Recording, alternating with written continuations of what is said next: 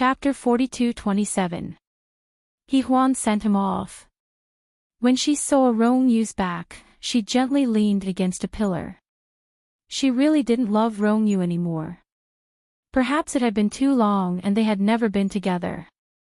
All the memories she liked were filled and replaced by someone named Shin Mo. But in the end, she didn't end up with Shin Mo either. Heartwarming looked at it quietly. After a long time, she seemed to have thought of something and immediately got up to tidy up the documents on the table. She looked at the script and called her assistant over.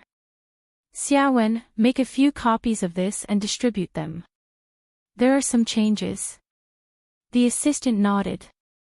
Heartwarming went to the washroom again and applied a layer of powder on her neck, hoping that no one would notice. She wasn't afraid of anyone but Su Cheng. Su Cheng was small and fierce. At home, both Kaim and Heartwarming were afraid of her. Heartwarming often lamented that the little princess at home wasn't her but her mother, Su Cheng. But it wasn't a bad thing for parents to love each other. Heartwarming looked at it again and felt that it was about time. She took her handbag and went out. She had just walked out when Xiaowen came back. She looked at Heartwarming and then her gaze landed on her neck. Director He, you have a dinner appointment? Heartwarming rarely put on makeup. But today, she put on light makeup and looked like it was a private dinner appointment. Heartwarming nodded. When she passed by her assistant, she suddenly said, "Oh, Director He, do you want to fix your neck? It's a little obvious. How about a scarf?" Heartwarming paused for a moment before turning her head. "Is it very obvious?" She reached out to touch it. She had applied a few layers of powder. The assistant said in a trembling voice, "It looks like it was sucked by a vampire."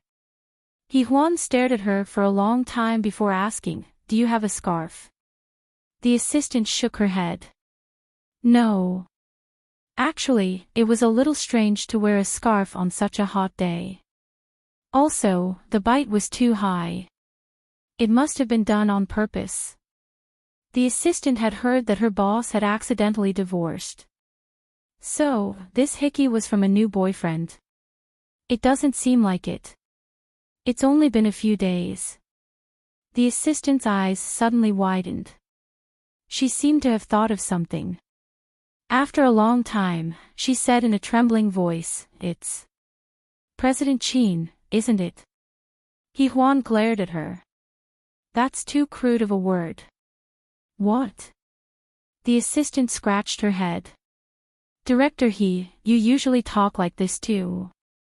Heartwarming hit her with her handbag and then left. In the elevator, she looked at herself in the mirror for a long time. She gritted her teeth and hurried to buy a silk scarf before the dinner.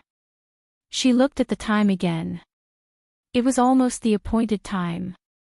Wu Dou rushed to the restaurant that Su Cheng had arranged to meet at. The man was already there, probably accompanied by his mother. Su Cheng was also chatting with him. When she saw Su Cheng coming, she immediately waved her hand and said, "Heartwarming is here." Heartwarming walked over and sat across from them. She said lightly, "Sorry for being late." When Su Cheng saw how cold she was, she immediately smiled. Young people nowadays work fast. Fortunately, the man's mother was also well-mannered. She said pleasantly, "Su Cheng, I heard that your Heartwarming is a director and has directed several famous films. Our Jiaqing is also a loyal fan of hers. This kind of relationship is very stable." She looked like she liked her very much. Mainly, the man was from a scholarly family and did not like girls who were too delicate. Heartwarming's coldness won her favor. Chapter 42-28. Su Cheng was very satisfied with the man, especially since he was well-mannered and good-looking. He was a good match for Heartwarming, but this was their first marriage.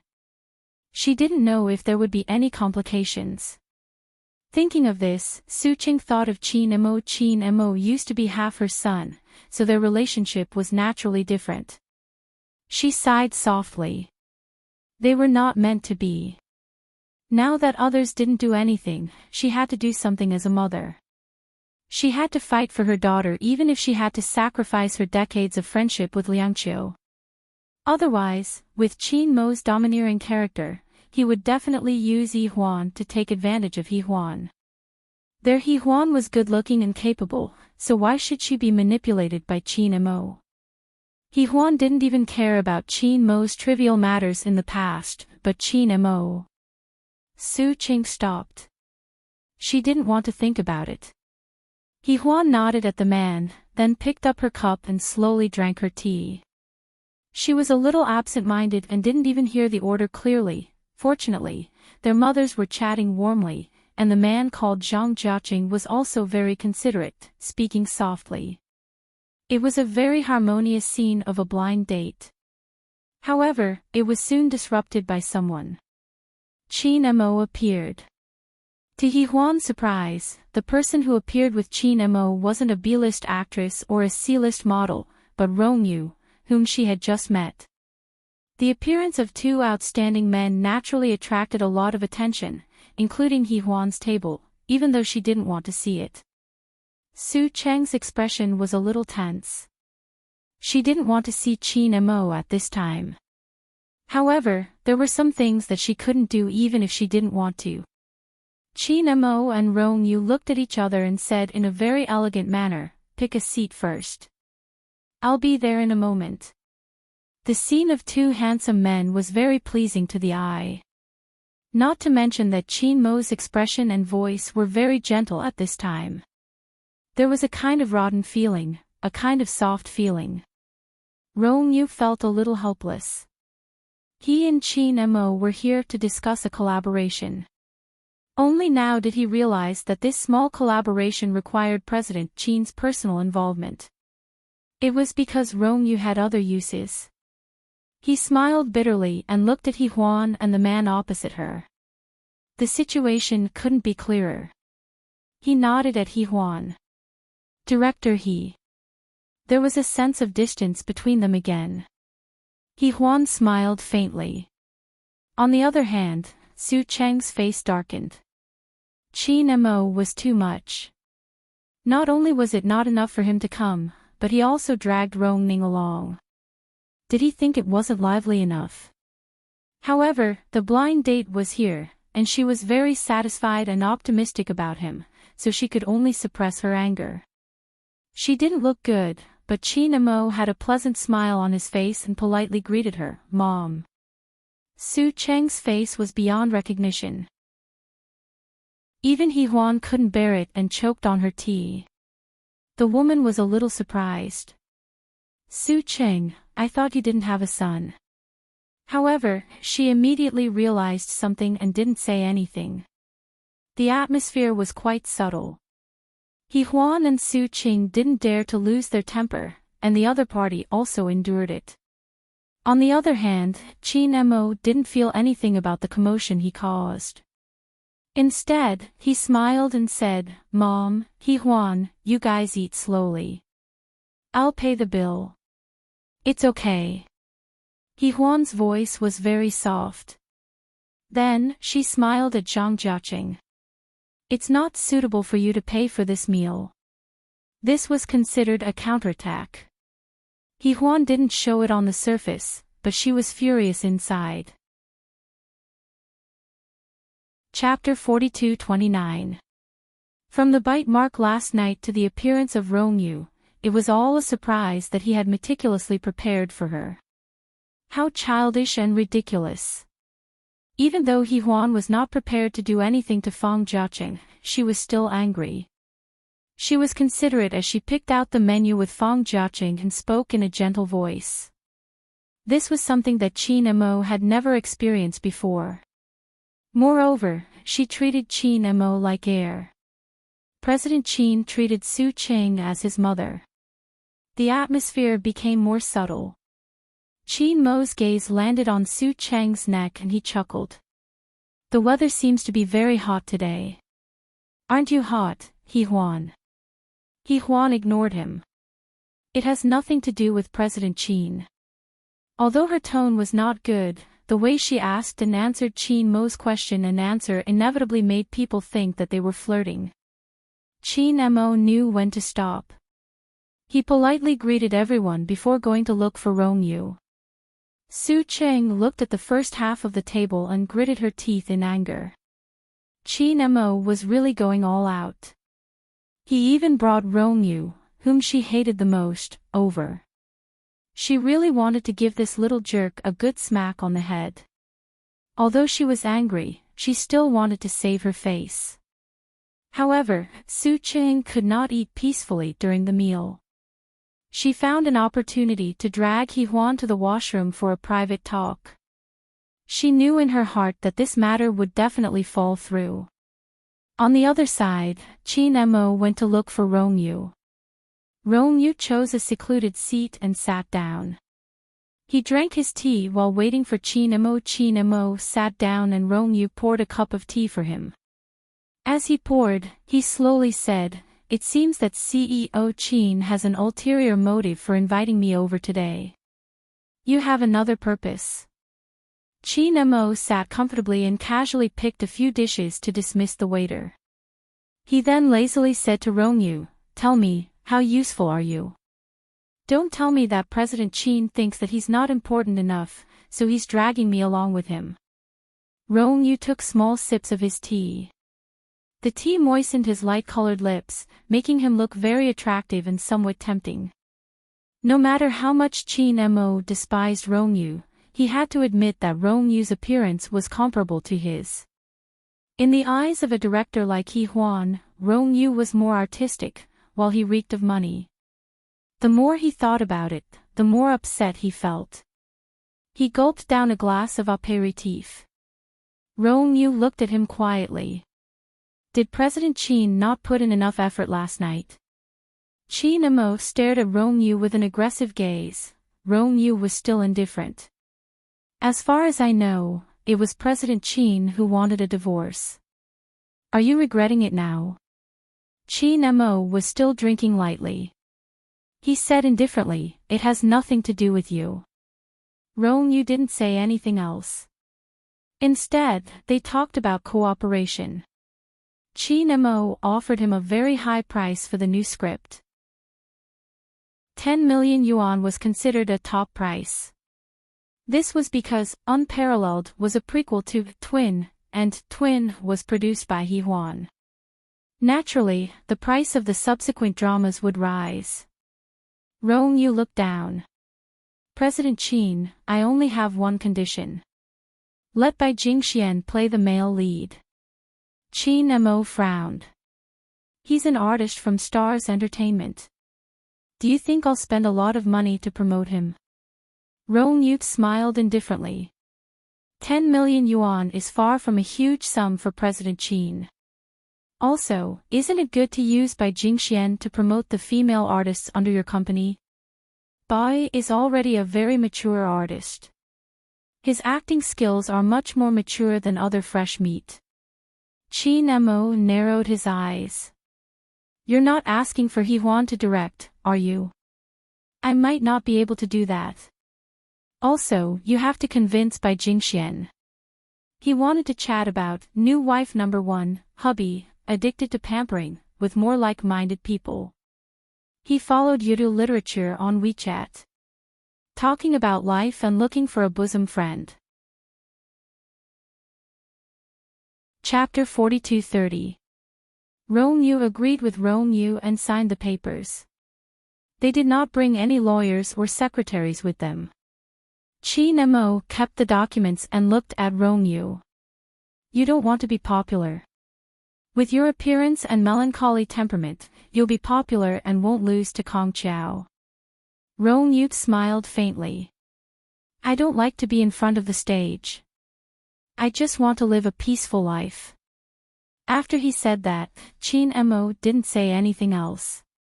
He turned his face to the side, thinking that perhaps this was the kind of Rongyu that He Huan liked. He Huan liked him.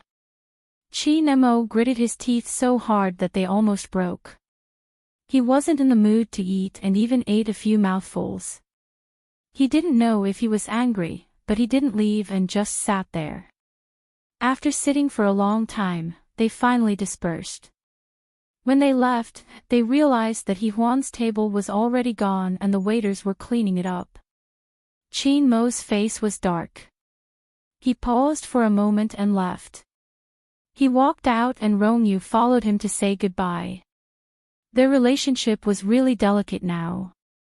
Chin Mo didn't get into the car immediately.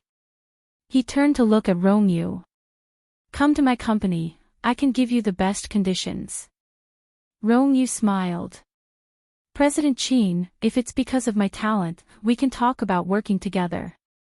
If it's because of Juan, it's fine. President Chin doesn't deserve to be called a sucker." Chin Mo glanced at him and turned to get into the car. He returned to the condominium. In the car, he made a call to his parents to ask about Juan's situation. Yi Liangqiu gave him a good beating.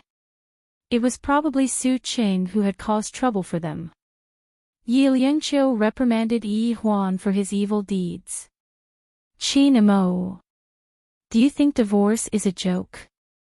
You were the one who insisted on it and Juan didn't say a word. It's only been a few days and you're already regretting it." Yi Liangqiu was furious.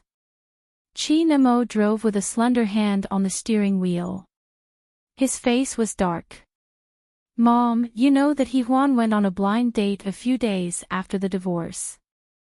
Yi Liangqiu was silent for a long time. His voice became softer and softer.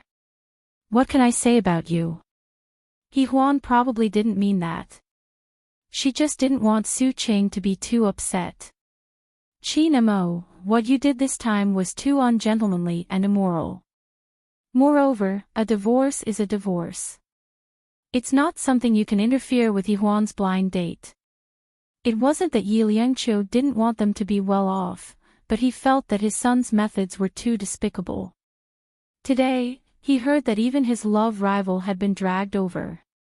Oh, now they were fighting on the same side, and then there would be a civil war later on. She remembered that Chin Mo used to be very decisive, but all his irrational and childish behavior had been used on Juan. Yi Liangqiu was speechless. After talking for a long time, she still couldn't do anything to him. She could only give up. Chin Mo hung up and wanted to call Juan, but his pride stopped him from doing so. Instead, he drove back. He drove the car back to the apartment and turned off the engine before opening the door. A hand was on the door of his car. Chin Mo sensed something and lowered the window to take a look. It was Juan. The silk scarf around Juan's neck was gone. Su Qing had taken it off. Then, she called Chin Mo's parents and told them about it. Juan was also scolded badly. No matter how she explained, it was useless. Su Qing forbade her to live with Chin Mo anymore and kept scolding him for being too evil. At that moment, Juan was wearing a white baseball uniform, as if she had been waiting for him for a long time. Chin Mo was not in a hurry to get out of the car. He even leaned back in the seat and looked at her. "Have you been home?" Juan knew that he was trying to take advantage of her again. She snorted coldly. "Chin Mo, you're too despicable." She waved her hand. It was a baseball bat. Then, she smashed Chin Mo's car, which was worth more than 20 million yuan. Although it was not to the extent of being smashed into pieces, the headlights and body of the car were all damaged to varying degrees. Chin Mo frowned and let her smash his car. He even turned on the music. Juan was even angrier. She threw the baseball bat away and glared at him. "President Chin, please don't follow me anymore. Don't do such childish things again." He looked at her quietly in the dark night. He had drunk a little. He was definitely not drunk, but his gaze was a little flirtatious. "I'll make it up tomorrow." She wanted to chat with more like-minded people about new wife number 1, hubby, addicted to pampering. She followed Yudu literature on WeChat. talking about life and looking for bosom friends. Chapter 42:31.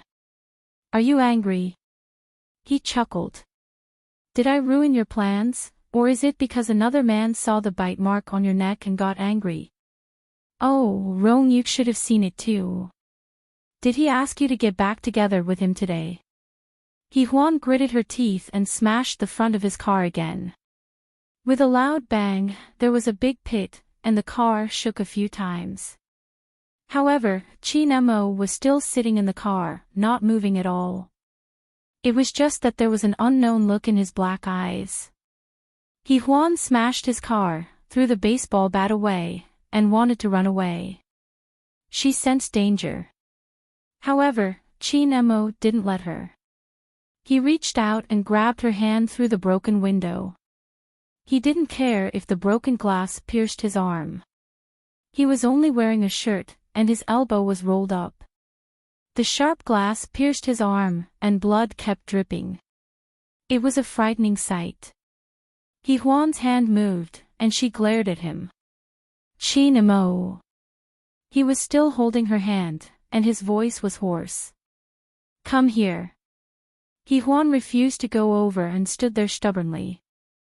She had just smashed his car, and she wasn't going to go over. She struggled to free herself. Unexpectedly, he was only holding onto her hand, but he could still be swayed by her. This way, his arm was immediately cut by the glass, and blood instantly dyed Huan's eyes red. She bit her lip and said in a hoarse voice, Chin Mo, let go of me. Your hand is bleeding. Even if it's bleeding, it's because of you. He grabbed her with one hand and unbuckled the seatbelt with the other. Then, he opened the car door and let go of her hand for a moment. However, when she wanted to run away, he was able to quickly grab her hand again. Chin Mo grabbed her hand and said in a hoarse voice, Huan, don't go. He had already gotten out of the car, and he stared at her in the dark. You want to run away after doing something bad? Huan bit her lip. What do you want? Chin Mo looked at his car and whispered, I don't want you to pay for the car that's more than 10 million yuan, but help me bandage it. As he spoke, he carried her to the elevator. Huan was still struggling, but he didn't dare to use too much strength. It was just a symbolic struggle. She softened, but Chin Mo pushed his luck and pulled her into his arms. Huan exclaimed, and he lowered his head to kiss her lips. He first touched her lips lightly, then looked at her widened eyes, and couldn't help but deepen the kiss. On the other hand, Huan didn't resist much, but his breathing quickened. She opened her eyes and looked at the intoxicated expression on Chin Mo's face. She couldn't help but pinch down hard on his shoulder. Chin Mo groaned as more blood flowed from his arm, but he didn't care. Instead, he pushed her against the wall of the elevator and kissed her fiercely. This time, Huan was unwilling to be kissed by him again. She bit her lip and said in a low voice, Don't touch me. She huddled against the wall of the elevator, her body trembling slightly. Chin Mo stared at her for a long time before he said in a hoarse voice, I won't touch you anymore. She still trembled for a long time before she opened her eyes. In front of her was Chin Mo and his bleeding arm. Huan's lips moved, and after a long time, she said, I'll take you to the hospital. It's okay. Just help me bandage it. His voice was very low. Huan didn't say anything else. She just walked out of the elevator and arrived at the place where she used to live. Chapter 42:32. Chin Mo opened the door. It was dark inside, but when he turned on the lights, the house was brightly lit. He turned his head, wanting to speak to her. However, he caught sight of the tears in her eyes. Chin Mo froze for a moment, his voice extremely hoarse. You're crying.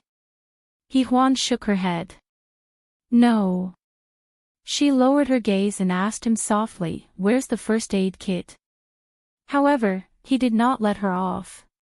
He pinched her little chin and said in an even deeper voice, "You were so fierce when you smashed my car. Now, you're bleeding. Or is it because I kissed you that you're so scared?" "I'm not." Juan wanted to turn her face away, but he did not allow her to. He held her chin and looked at her carefully. "You're still denying it. Your eyes are red, just like a little rabbit's." Initially, Juan was feeling a little guilty because of his arm injury. However, her anger flared up again.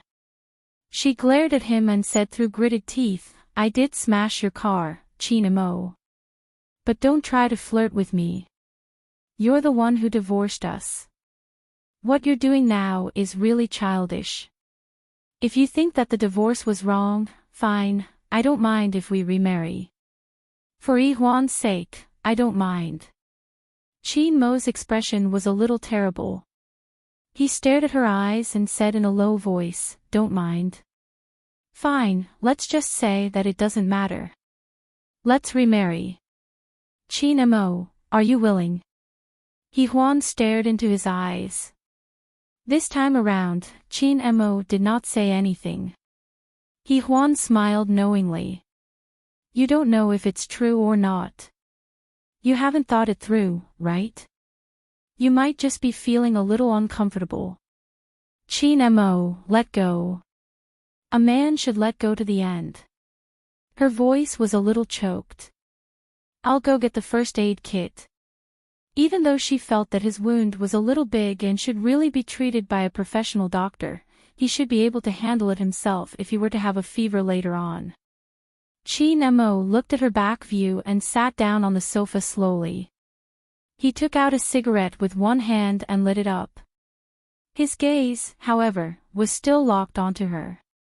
Juan found the medicine box and placed it on the coffee table.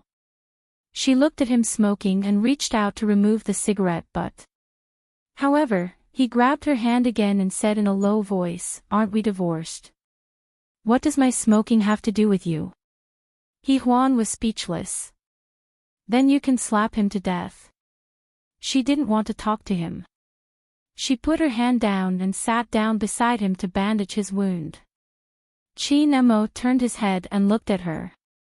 "Aren't you afraid that I'll touch you again? Unless you want to bleed to death." Juan glared at him. Chinmo's eyes darkened. "I don't need to use my arms to touch you." Juan glared at him. "Take off your shirt." Chinmo was still very cooperative. He took off his shirt and looked at her. "Is there anything else that needs to be taken off?" Juan ignored him and started to clean his wound. She used a pair of tongs to pick up some cotton and dipped it in iodine to rub around the wound. It stimulated the wound and caused waves of pain. Chinmo smoked and didn't cry out in pain. He just stared at Juan with a pair of deep eyes. "You asked for it." Juan didn't pity him. She continued to clean his wound. After the wound was cleaned, Juan applied ointment and bandaged it with gauze and bandages. There were a lot of wounds on his arm. After Juan bandaged them, she said again, "You should go to the hospital tomorrow to apply ointment. This wound is quite big, and it might get inflamed." "No need." Chinmo got up lazily and put on a shirt with one hand. "I've applied medicine. Miss He, you can leave now." Chapter 42-33. Juan put down the things in her hands and left as soon as she said she would. The moment she got up, he grabbed her and pulled her back, causing her to fall onto the sofa. "Chinmo, don't you think you're funny?" He stared at her, looking a little fragile. "I just don't want you to go on a blind date." With that said, he hugged her. He didn't do anything else, just hugging her and resting his chin on her shoulder. At the start, Juan was still very stiff and didn't speak for a long time. Later on, when he stopped doing anything, her body slowly softened and she said hoarsely, "Chin Mo, let go of me. I'm leaving." He didn't let go, neither did he say anything. He just started biting her shoulder gently, biting her flesh as though it was delicious. It was a little torturous like that. If he were to kiss her directly or something, she could just push him away. However, Huan couldn't handle such small bites. She lowered her eyes and let him bite, but her body was slightly tense. Chin Mo finally had enough. His chin rested heavily on her shoulder and his breathing deepened. "Stay with me. I won't touch you. I'm leaving." Huan's voice was slightly trembling. This was Chin Mo. He could always be unclear when they had a falling out. Sometimes, she didn't even know what he was doing. When she said that she wanted to leave, he naturally wouldn't let her go. He bit her for a long time, and in the end, he actually got up and carried her into the bedroom. When he put her down, she was lying on the soft bed. He supported her head with one hand, his dark eyes locked onto hers, and his voice was low and hoarse. "Stay with me." Huan turned her face to the side and didn't make a sound. However, there was a trace of tears at the corner of her eyes. "Don't cry." His voice was slightly hoarse. "Huan, you didn't come here to smash my car tonight to cry." With that said, he leaned over and bit the tip of her nose. "Now, are you appeased?" Huan still didn't say anything. She just turned her head and bit her red lips. It was the kind that bled. Her nose was red and her eyes were watery. Her voice was a little low. "Chin Mo, you're bullying me."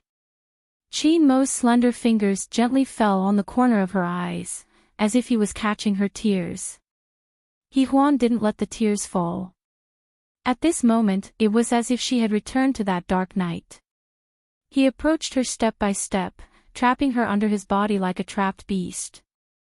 The only difference was that she was not as afraid as she was that night. Perhaps it was because she sensed that he wouldn't hurt her. Her tears still fell. They were a little warm. He reached out to catch them and gently rolled them between his fingers. "Don't cry." He did not know how many times he had said that word to her tonight. He only felt that she had come in a threatening manner, and he had made up his mind not to let her have an easy time. But now, seeing how fragile she was, his heart softened. He felt that he couldn't comfort her, so he lowered his head and kissed her eyebrows, her nose, and her lips. Huan was not a tall girl with long hair. She had short hair, was only 160 centimeters tall, and was very thin. But now, he only felt that she was delicate. She clearly had so much energy in her body in the past, but now he just wanted to protect her and comfort her. Chin Mo was originally caressing the corner of her eyes, but at this moment, he was aroused. He couldn't help but reach out to hold her short hair tightly. His other hand also did the same. He put his hands together and held her head, almost holding it in place. "I want to chat with more like-minded people about new wife number 1, husband, addicted to pampering.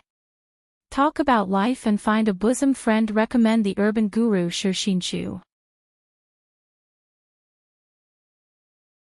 Chapter 42-34. His dark eyes stared at her passionately, as though he was staring at a delicacy. Huan bit her lips so hard that they looked like they were about to fall. She had tears in her eyes, and her nose was red as she looked up at him. She seemed to have forgotten to breathe as she just stared at him. She was a little scared, but there seemed to be something else in her eyes. It was the kind of cautiousness one would have when they were startled by the past. She did not know what she was expecting. Just as she was being cautious, Chin Mo opened his mouth. His voice was unbelievably hoarse. "I kissed you." It felt like it was the first time. The first time they kissed was on the night of their wedding. Before that, Chin Mo had never touched her before. He loved someone with such sincerity and cared for her so carefully that he did not want her to be tainted with any bad feelings. It was only at this moment that he seemed to recall everything. After Chin Mo said that, Huan's body moved as though she wanted to struggle. However, he held her head firmly. He was still staring at her. After a long time, he lowered his head slowly and kissed her carefully. Their soft lips came into contact with each other. It was as though there was an electric current that could melt anyone. Huan was still staring at him with her eyes wide open. She was clearly being kissed by him. She should have shown fear or something else, but she just did not move and allowed him to kiss her. Chin Mo kissed her for a long time. He paused for a while before brushing past her lips slowly, hinting at something. Then, he pried her mouth open. This kiss finally became passionate and uncontrollable. He did not look like he wanted to control it either. Huan finally could not help but turn her head away and gasp for air. Chin Mo chased after her. Under her dark eyes, he bit her lips again. You still don't know how to kiss. Useless little thing. Perhaps sensing that she was not afraid, Chin Mo reached out and held her chin gently. He murmured, "Let's try again." After saying that, he leaned in and kissed her again. That night, he kissed her tirelessly as if he had a lifetime to teach her how to kiss. Chin Mo was good at kissing, but Huan was not good at it. In their married life, she had always been passive. And he kissed her all the time, patiently and tenderly, but his body said otherwise. Huan didn't know why he was enduring it, but her heart did soften a little. Later, she didn't know how she fell asleep on the bed. They didn't do anything.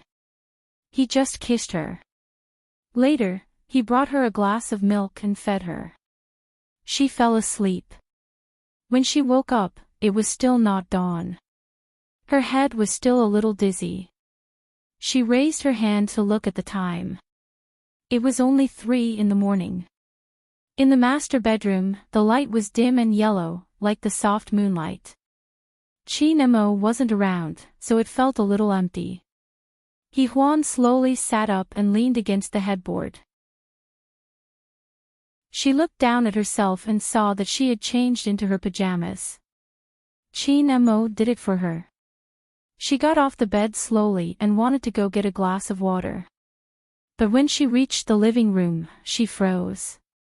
The living room was dark, but she saw Chin Mo standing in front of the floor-to-ceiling window. He was still wearing the same clothes as before. He stood there quietly with a cigarette in his hand. He didn't smoke much and looked very bored.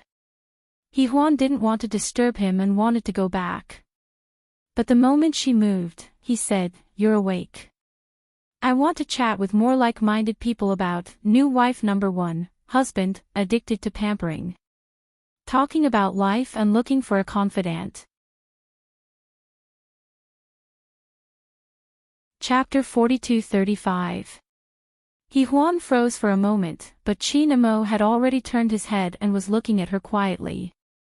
The cigarette between his fingers was still burning, and the smoke made his face a little blurry. She couldn't see his expression clearly. Huan's lips moved. "I want a glass of water." Chin Mo stared at her for a few seconds, put out the cigarette, and walked over. "I'll pour it for you. Sit down and wait." Saying that, he turned on the lights. The room was bright, and Huan realized that the living room had been cleaned up. The bloody gauze and shirts had been cleaned up. She knew that Chin Mo was a very particular person and couldn't tolerate messiness, but she wasn't like that. She didn't put on makeup during filming, and sometimes, she could wash her face the next day after sleeping in. Sometimes, she wondered why a picky man like him was so persistent with her. However, she wasn't persistent anymore. They were divorced, and the current situation didn't matter. Maybe after they had sex, he would still be President Chin the next day, and she would be Director He or Ms. He. Huan let out a long sigh, not knowing why she felt uncomfortable. At this time, Chin Mo came over, handed her the glass, and sat down beside her. Huan took small sips of water, as if she was thinking about what to say. Chin Mo seemed to know what she was thinking, and he reached out to stroke her hair. It's too late, and my hands aren't convenient. I'll leave in the morning. Drink some water and go to bed. Huan's mind exploded. What about you? She felt a little regretful after asking. Chin Mo looked at her quietly, and didn't make things difficult for her. He just asked in a low voice, Huan, have you ever thought about why you were willing to stay last night? Huan was stunned, not understanding why he suddenly said that. Chin Mo locked his eyes with her, and then he reached out and said inexplicably, do you really not like me? If you don't like me, we'll spend a night alone together.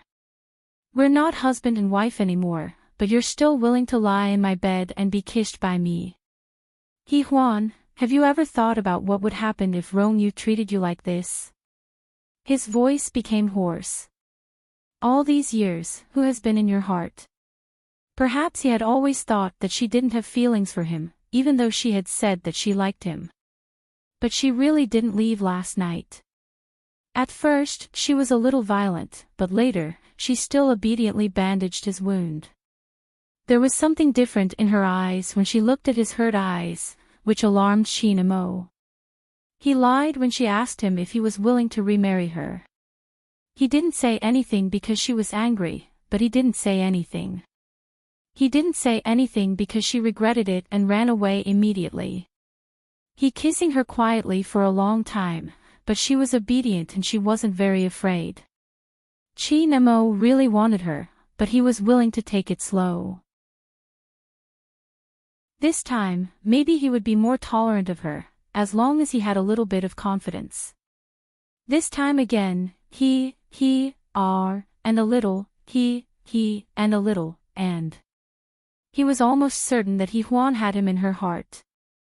Chin Mo simply squatted down. This was another very submissive posture. He looked up at Huan, who was a little uncomfortable. Her fingers that were holding the cup were gripped very tightly. After a while, she said in a low voice, I want to sleep. She put down the cup and wanted to get up, but her hand was held by him, and their fingers intertwined.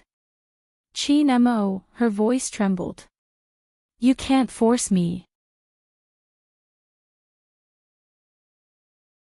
Chapter 42-36. Huan's lips trembled, and she turned her head away. She didn't want to answer him. Chin Mo stared at her for a long time, but he didn't want to force her. Yes, he could force her body, but he could also force her heart. He laughed at himself. Sleep early. I'll sleep in the guest room. With that, he let go of her. Huan thought he would leave. After all, his expression was cold. But when he got up, he picked her up and carried her easily to the master bedroom, where he put her on the bed. This time, he didn't kiss her. Instead, he stared at her for a while. Huan, think about why you came. Are you really angry at me? Or something else? He asked her in a low voice, if I didn't go to the restaurant, if I didn't ruin your blind date, and if I saw you with someone else and saw you approaching Rongyu, would you hate me even more?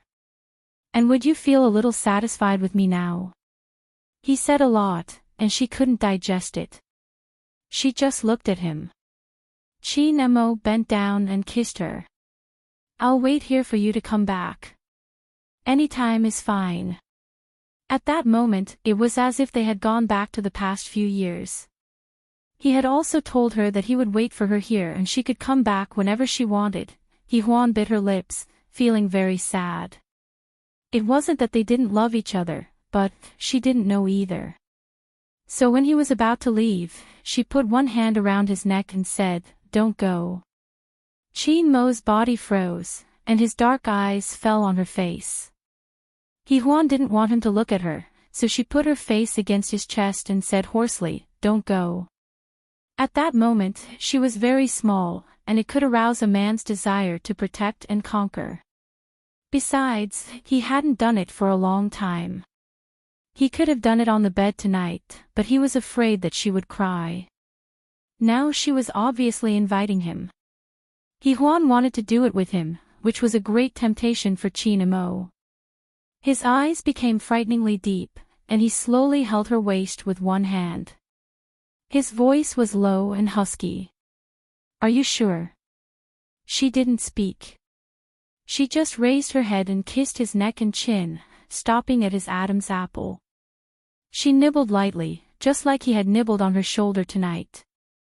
Chin-mo exhaled with difficulty. Juan had never treated him like this before. It was very tempting. It was hard to control one's emotions. At this moment, no matter how much he restrained himself, he was no longer a man. He hugged her and kissed her back. It was a deep and passionate kiss. Although Juan was a little stiff, she was trying her best to relax. Chin-mo's heart softened. He placed his thin lips behind her ear. "I'll be gentle." That night was probably the most open night they had since their marriage and divorce. In the past, even when they did it to the fullest, Chin-mo was still a little disappointed. Juan rarely took the initiative and always accepted it passively. But tonight was different. She wanted it as much as he did. When it ended, it was already dawn. He came a few times. If it weren't for the injury on his arm, he would probably have been more rough. Yes, he was gentle at the beginning, but then his tone changed. And she didn't need his gentleness. Chin-mo calmed down for a while and looked at her sideways. "I'll take you to take a shower." Chapter 42-37. She was really exhausted. His arm was inconvenient, so she had to exert a lot of strength. Chin-mo looked at her and suddenly chuckled. Without saying anything, he reached out to rub her short hair and used a tissue to clean her up. After that, they fell asleep together. Juan slept like a log. She hadn't slept like this for a long time. She had something to deal with today, but Chin-mo had turned off her phone. If someone was looking for her, they would naturally come to him. He dismissed everyone else, but when it was Juan's mother, Su Ching, who called, he had to take it seriously. He wanted to reconcile with Juan, but Juan wasn't the biggest obstacle. After all, they had done it again. Instead, it was Su Ching and Uncle Kaim. Uncle Kaim had told him not to regret a divorce. At that time, he had indeed wanted to get a divorce, but after realizing that Juan had feelings for him, his thoughts changed. Thinking about it, Chin-mo felt that he was a little fickle. He picked up the phone and looked at Juan's sleeping face. He got up and went to the study, closing the door. "Mom." He called Su Ching respectfully. Actually, before he used domestic violence on Juan, Su Ching was very satisfied with him. It was hard for her parents to accept and forgive the violence, but she still wanted to live with him for the sake of the past. She just didn't expect that Chin-mo would ask for a divorce. But now, when Su Ching heard him call her mom, she got angry. "Chin-mo, you don't have to feign civility. I know exactly what you're thinking. Also, let me tell you, you've ruined it once or twice. You can't just follow Juan around every day. Besides, you were the one who wanted the divorce. As Juan's parents, we didn't make things difficult for you. Now, don't make things difficult for us and Juan." Chin-mo was silent for a while and said in a low voice, "She's still sleeping." Su Ching was stunned, and her voice became a little sharper. "What did you say?" Chin-mo smiled.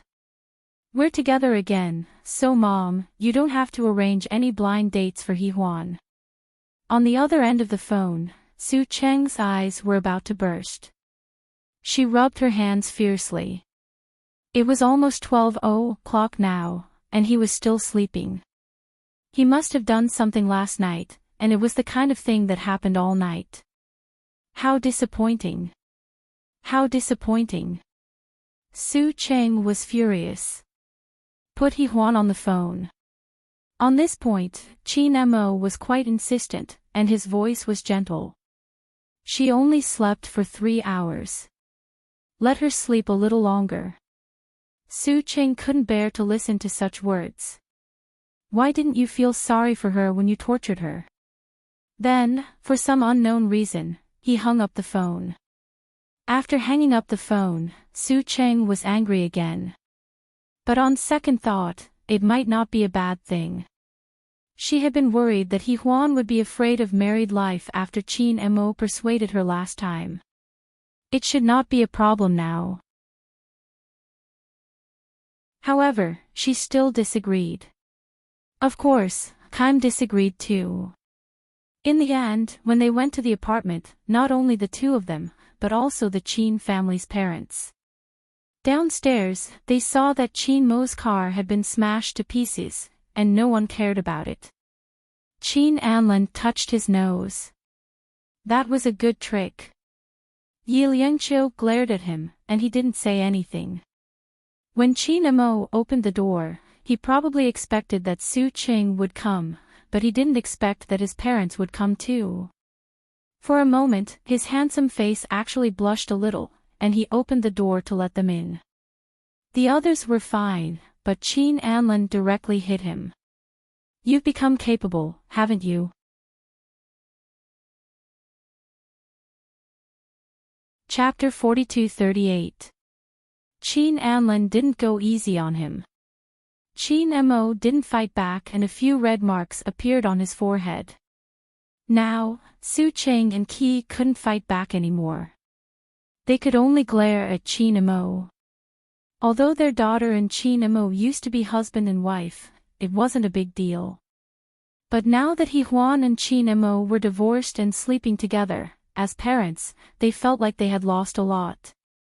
Su Cheng glared at Qin Mo and asked, "Where's He Huan?" Qin Mo was about to speak when footsteps came from the direction of the master bedroom. It was soft and light, followed by He Huan's voice. "Qin Mo, why didn't you call me?" He Huan walked out and was stunned. She looked at her parents and Qin Mo's parents and didn't react for a long time.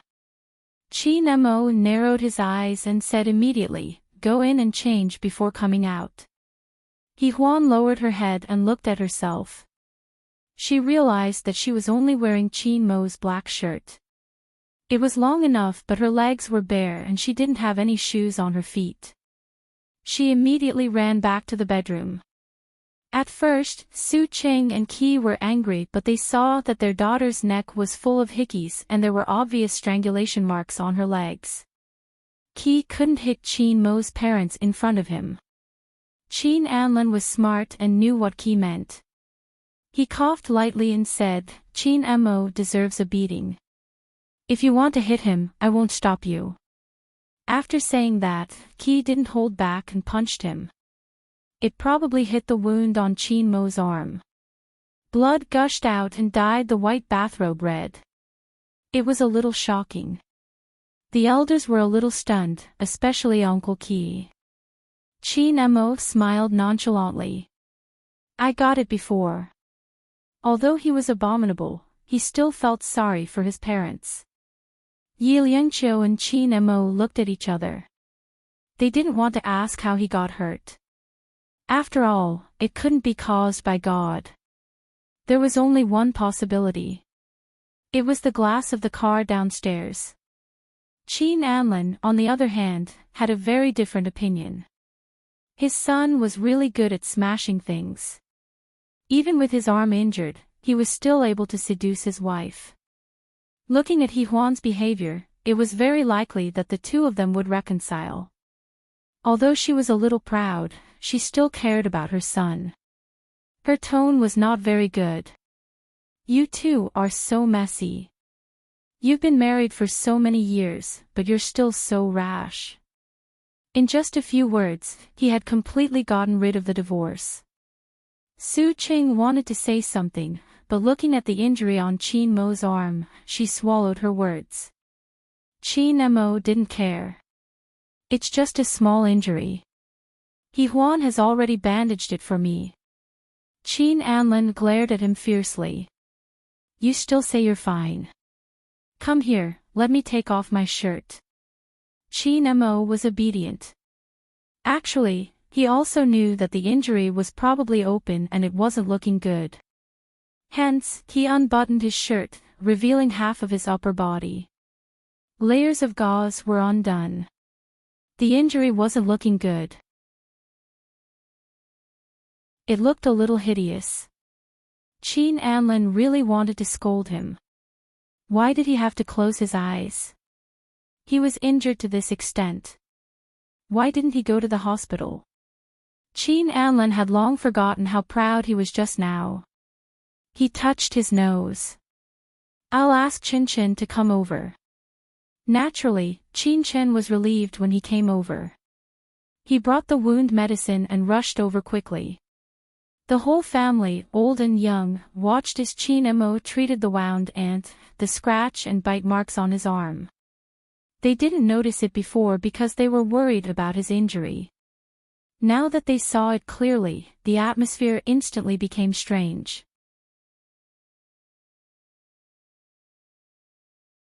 Chapter 42-39. Everyone's eyes fell on Qin Mo's neck and back. They were admiring his body that was bitten and scratched, guessing the degree of passion. Of course, Qin Qin saw it too, so he deliberately treated the wound slowly. Everyone should enjoy such a beautiful scene together. Qin Mo clearly understood her dark thoughts. He looked at her speechlessly and said, "Hurry up." Qin Qin smiled at him and said, "Why doesn't it hurt when you're having fun?" Qin Mo rolled his eyes at her. Qin Qin looked at He Huan and said, "Isn't it Huan Huan?" How could He Huan be so shameless at this moment? She scratched her hair and kept quiet. Qin Qin laughed even more happily. How violent. Qin Mo, look at how neat the scratches on your back are. It's like art. I'll take a photo as a souvenir. Then, she really took a photo as a souvenir. Qin Mo buttoned up his shirt and tried to grab the phone from Qin Chen's hand. Qin Chen took it away and smiled. 20 million. Deal or no deal? This blackmail was so frank, and it was done in front of her parents. Only Qin Chen could be so shameless. Qin Mo stared at her and ground his white teeth. Deal. Then he said to He Huan, "Go to the study and get my checkbook." He said this to his little follower. He Huan went to the study under so many eyes. After a while, she came back with the checkbook and put it in front of Qin Mo. Qin Mo raised his chin and said, "Write it for me. I'll sign it. It's not convenient for my arm." He Huan looked at him and was a little speechless. But she still wrote a set of numbers and signed it for him. Qin Mo glanced at it and said softly, "It's wrong."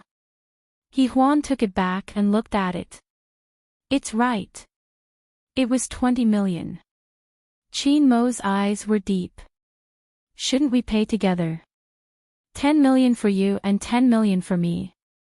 He Huan was furious. "I'm filming your body. I don't mind telling others that director he was the one who caught him," Qin Mo said shamelessly. He Huan glared at him. At this moment, Qin Chen was about to admit defeat. He snorted softly, "How shameless." Qin Anlin on the side couldn't stand it anymore. His son was really not a good thing. How could he give birth to such a thing? "Huan Huan, I'll pay for it," he snorted, "Father will pay for it." The money was small, but the word father was commendable.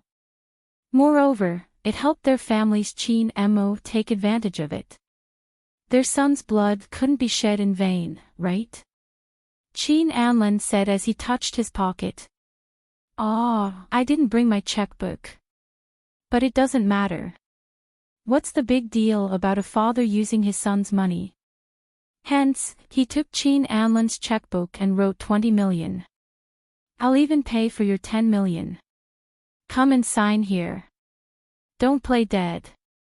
I know your arm isn't broken. Qin Mo was speechless. He signed and handed it to Qin Chen. Here you go. Qin Chen was quite impressed. It turned out that the most shameless person in the Qin family was none other than their father. However, she accepted it without hesitation. She even asked for the consultation fee shamelessly. Qin Mo was about to fall out with her. Qin Chen ran quickly and said, "Remember to come to my place tomorrow if you don't want it to get inflamed." Qin Mo rolled his eyes at her and watched her leave. In the huge condominium, only the four elders, Qin Mo, and He Huan were left. They had to talk about it eventually. Kaim was the first to speak. His voice was calm but firm. Although you guys are like this, I still don't agree.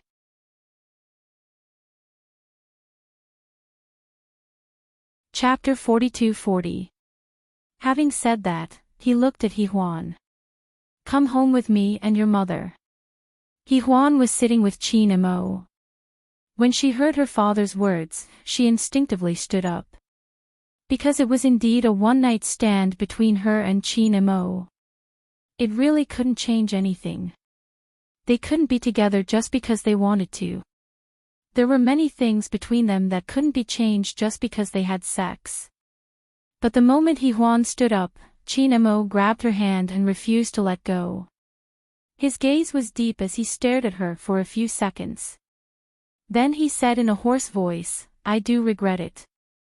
Then, he stood up and walked over to Su Cheng and Kaim before kneeling down. Everyone was shocked. Because Qin Mo had always been proud. Even though he wasn't the eldest, Yi Muyun had grown up with the Tang family, so Qin Mo was the eldest in the Qin family. He had never been so submissive to anyone before. But now, because of Kaim and Su Cheng's objection, he was kneeling down. He Huan had asked him if he wanted to remarry, but she had said it out of anger. Of course, he wouldn't agree. Now that he was kneeling in front of Kaim and Su Cheng, he said clearly, "I want to be with He Huan. Even if we can't remarry, it's good enough to have a blind date with her." He was so submissive that the elders who had watched him grow up should be soft-hearted. However, Su Cheng wouldn't. Looking at Qin Mo now, she felt that he was just like Qin Anlin. He was too evil. Su Cheng snorted softly. A blind date? You and He Huan just left like that? What other qualifications do you need?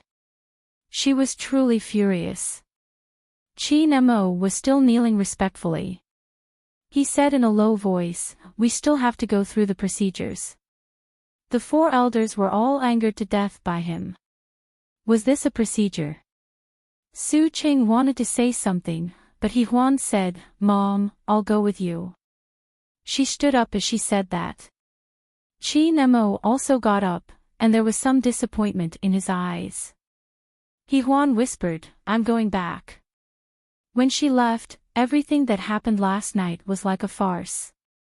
Qin Mo had always been domineering, but he couldn't force her to stay in front of He Huan's parents. He sighed softly, "I won't give up." He Huan turned her head and said in an even softer voice, "I asked you." He stared at her with a fervent gaze, but Su Cheng dragged her away in one swift motion. In the elevator, Kaim asked Su Cheng, "You really don't agree? You softened just like that." Su Cheng was petite, but she had a strong aura. He Shuheng, let me tell you, a woman needs to be more reserved to be valuable. Qin Mo said that if he wants to get back together, we'll be together. How embarrassing would that be? Kaim looked at He Huan. What do you think? Let nature take its course. He Huan lowered her gaze. At least not now. I just want to do a good job with Twin. She didn't say anything after that. Su Ching wanted to say something, but Kim stopped her. When Qin Anlin, his wife, and Qin Mo were the only ones left in the condominium, Qin Anlin smacked his son on the head. With this Neil, the Qin family's old face has been completely thrown away by you. He sighed and thought for a moment. Forget it, as long as you can get your wife back. He placed his hand on his son's shoulder. Are you confident? Qin Mo smiled. Dad, what do you think? Qin Anlin sneered. Don't think that just because the girl is willing to sleep with you, she wants to be with you. This is the age of war. Wake up, son.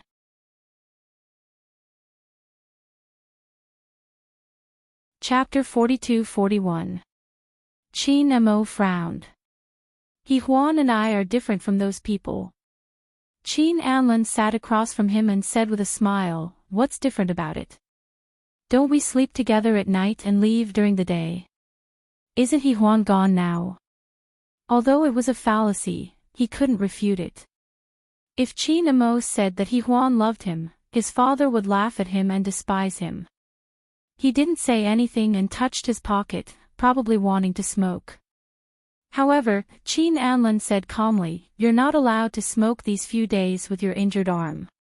You don't have a wife with you, come back and stay with us for a few days. Qin Mo shook his head.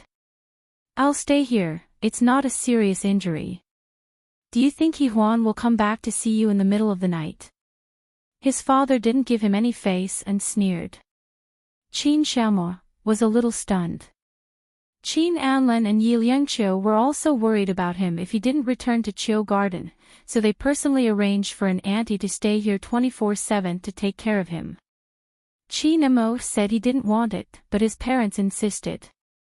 In the end, the auntie stayed. The auntie had been in the Qin family for a long time. She had always known Qin Mo's taste. Seeing that Qin Mo was injured, she prepared a table full of delicious dishes. While serving the dishes, she nagged, how did young master get beaten up like this? Who didn't do it? Qin Mo had always been close to her, so he teased her with a smile. He Huan did it. Auntie Lan's mouth opened wide in shock. After a long time, she said, how is that possible? Qin Mo didn't say anything and just slowly drank the soup. Later, when Auntie Lan made his bed, she found that the bed was very messy, as if they had rolled around for a night. Moreover, there was blood on the bed. Auntie Lan was in her 50s, so she tidied up the messy bed with a red face. How could the two little ones not control themselves? Qin Mo's arm was injured, so he couldn't go to the company today. Moreover, he was exhausted after doing it for most of the night. Lying on the bed, he casually played with his phone. After a while, he couldn't help but think of He Huan. Although she had run away without a conscience, he still missed her. He knew that He Huan could not be blamed for this, and he also knew that it would take a long time for her to accept him. However, he was willing to wait and was willing to pursue her again.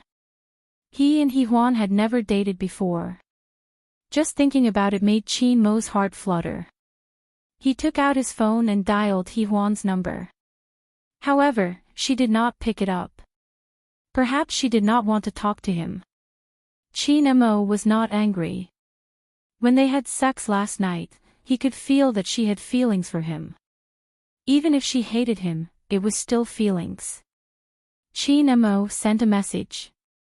Aunt Lan is here to take care of me. You don't have to worry. About 5 minutes later, he received a message. No one is worried about you. Really? Qin Mo sent another message. But I still care about you. I didn't have any protection last night. After saying that, he lay down and put his phone aside, waiting quietly. Sure enough, He Huan called after a while. Qin Mo waited for a full 7 or 8 rings before picking up. He sounded a little lazy.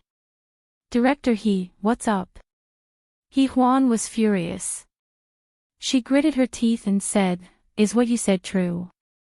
Qin Mo played dumb. What did you say? He Huan was even more furious. Do you have any protection? Qin Mo smiled. Come here, and I will tell you. As he spoke, his voice became gentler. Have you eaten? He was always afraid that Su Qing would lecture her, so she was not in the mood to eat.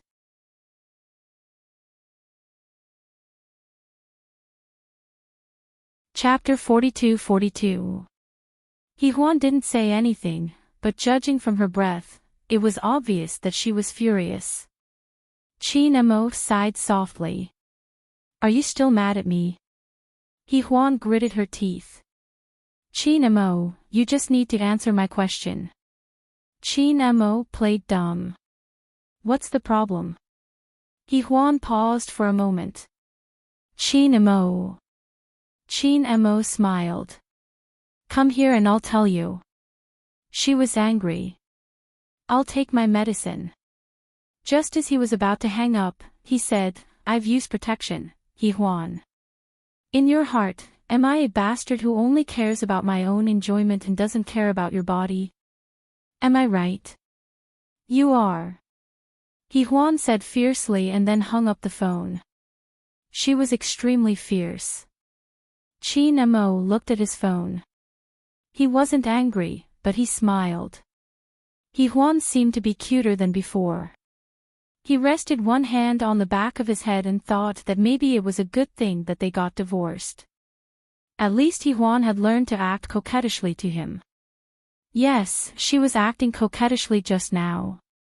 Qin Mo stroked his phone with his slender fingers and smiled.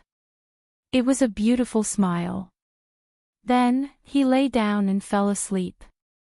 He hadn't had a good sleep for many days. Lying down now, he felt especially comfortable. When he woke up, it was early the next morning. When he opened his eyes, he acutely remembered that today was the day that He Huan went to Sea City. Her crew had actually gone there a few days ago, but He Huan, the director, was the last to go. Qin Mo lay down and let out a deep breath. He was a little uncomfortable, both emotionally and physically. After a while, he realized that he had a fever. He reached out and touched his forehead. It was boiling hot. Therefore, it was even more uncomfortable. He got up, changed his clothes, and went straight to Xingyuan Hospital to find his black-hearted doctor's sister for treatment. Because of his poor health, the chauffeur drove him. After arriving at the hospital, Qin Mo went directly to Qin Chen's office. Qin Chen happened to be there, enjoying his own coffee. Qin Mo silently walked over and silently looked at everything in the black-hearted doctor's office. It was really more luxurious than his office. However, as long as Qin Chen liked it, it was fine. As an older brother, he would still spoil his younger sister, but this younger sister was very much like a younger brother. Qin Chen looked at Qin Mo and smiled. Coffee, tea, or plain water? Whatever. Qin Mo said indifferently. Qin Chen laughed and said, You look very sad. Qin Mo glanced at her and didn't say anything. Qin Chen smiled and walked over to touch his forehead. You have a fever. Is it because you're not feeling well or because He Huan is going to Sea City today? You know that she's going to Sea City. Qin Mo looked at her. Qin Chen smiled. My relationship with He Huan is closer than you think. In addition to being sisters-in-law, don't forget that we're also family friends. You know how close Uncle Kaim and Aunt Su Cheng were to our Qin family in the past. They trusted you, so they handed He Huan over to you. Big brother, don't blame Uncle Kaim and Auntie Su. It wasn't easy for them in the past. He Huan is their only child. As parents, they can't let go of that. Even if He Huan lets go, they won't be able to truly be at ease. She paused and continued, so, Huan can't easily agree to be with you. She has to care about her parents' feelings. After all, she's not a child anymore. She can't break up and get back together at will. Brother, you're a man. You can't understand a woman's feelings. Qin Mo looked at Qin Chen with a very strange look. You can understand. Go to hell. Qin Chen rolled her eyes at him and then went to get the medicine. She asked her brother very seriously, do you want to get your butt or your arm? Qin Mo glared at her, took off his coat, and stretched out his uninjured arm. Qin Chen very conscientiously unbuttoned his shirt, applied the medicine on his arm, and applied medicine on the other side of his arm. She paused and said, I'll go to your place again tonight. The injury is quite deep, and I have to take medicine. She asked worriedly, you won't take it, will you? I remember that you used to have to be coaxed when you took medicine. Now that Huan isn't here, do you want Aunt Lan to coax you? Qin Mo looked at her again and didn't say anything. He just put down his sleeve and said, give me another injection tonight. I don't want to take medicine. Qin Chen laughed. Just like before. I'll call Huan and ask her to coax you. Qin Mo looked at her suspiciously. Is there a charge? Qin Chen smiled. Do I look like that kind of person? But then she changed the topic and said, I recently saw a set of cups. I'll send it to you. Then she swiped the phone and sent it to Qin Mo. Qin Mo originally thought that it was either tea or coffee. At most, it would be 1,000,000 yuan, which was already very high-end. But when he saw the picture, he almost vomited blood. What Qin Chen saw was a set of cultural relics. The starting price was 80 million yuan. Qin Mo was expressionless. Why don't you go rob? It's illegal to rob outside. Qin Chen smiled. Then ask your husband for it. Qin Mo snorted. With Lan Yu's wealth, he can afford one set a day. Qin Chen said very slowly, I only spent a little of his money a few days ago. Qin Mo knew that it was at least 1 billion yuan. To be honest, all the men and women of the Qin family, the Lan family, and the Yi family who could make money and couldn't make money added up didn't spend as much as Qin Chen.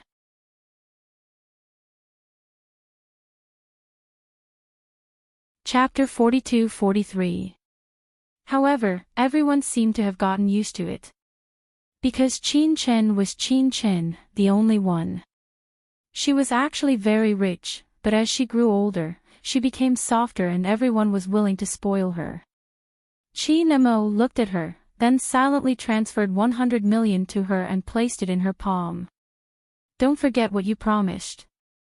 Qin Chen laughed. Brother, do you like Huan a lot?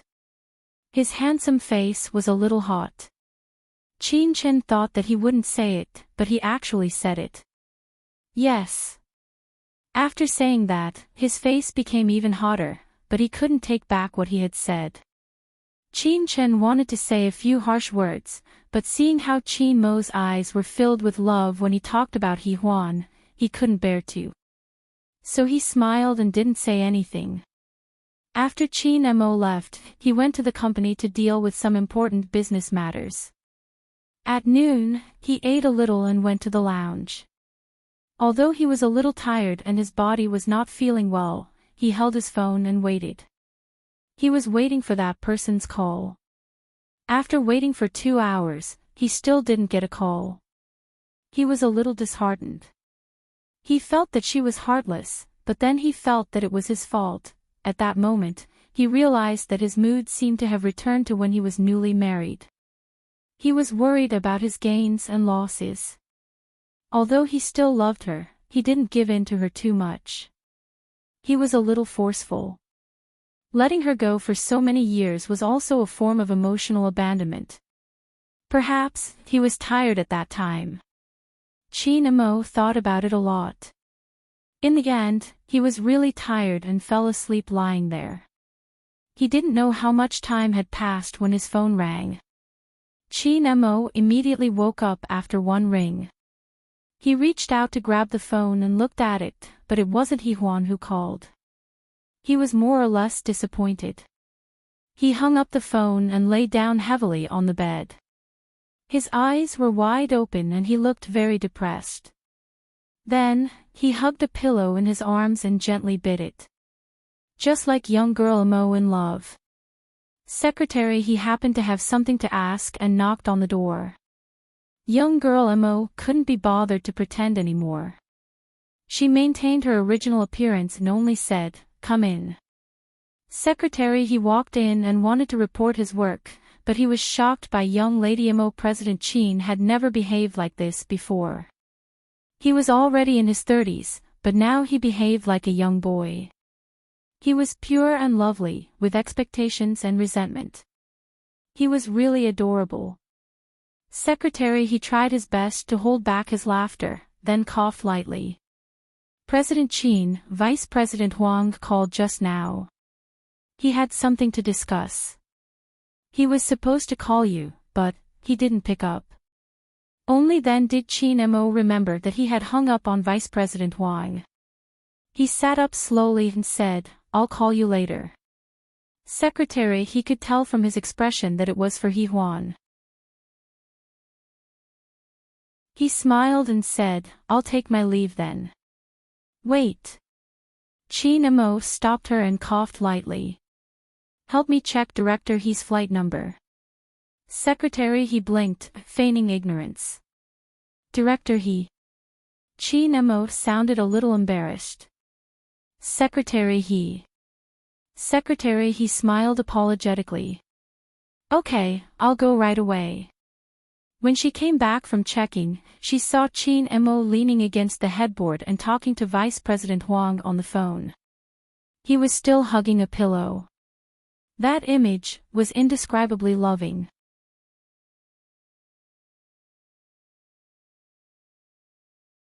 Chapter 42-44.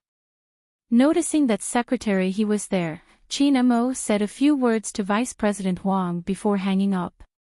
He asked lazily, "Did you find anything?" Secretary he nodded. "Yes, President Chin. Director He's flight is at 2 p.m., which means she's still on the plane." She didn't know if her explanation would make President Chin feel better. President Chin seemed to be in desperate need of comfort. Chin Mo's expression was indifferent, but he was still hugging his pillow, lost in thought. Secretary he didn't leave. After a while, he realized that Secretary he was still there and glared at him. Secretary he said tactfully, "Then I'll leave first, President Chin." He couldn't help but smile and left without saying anything else.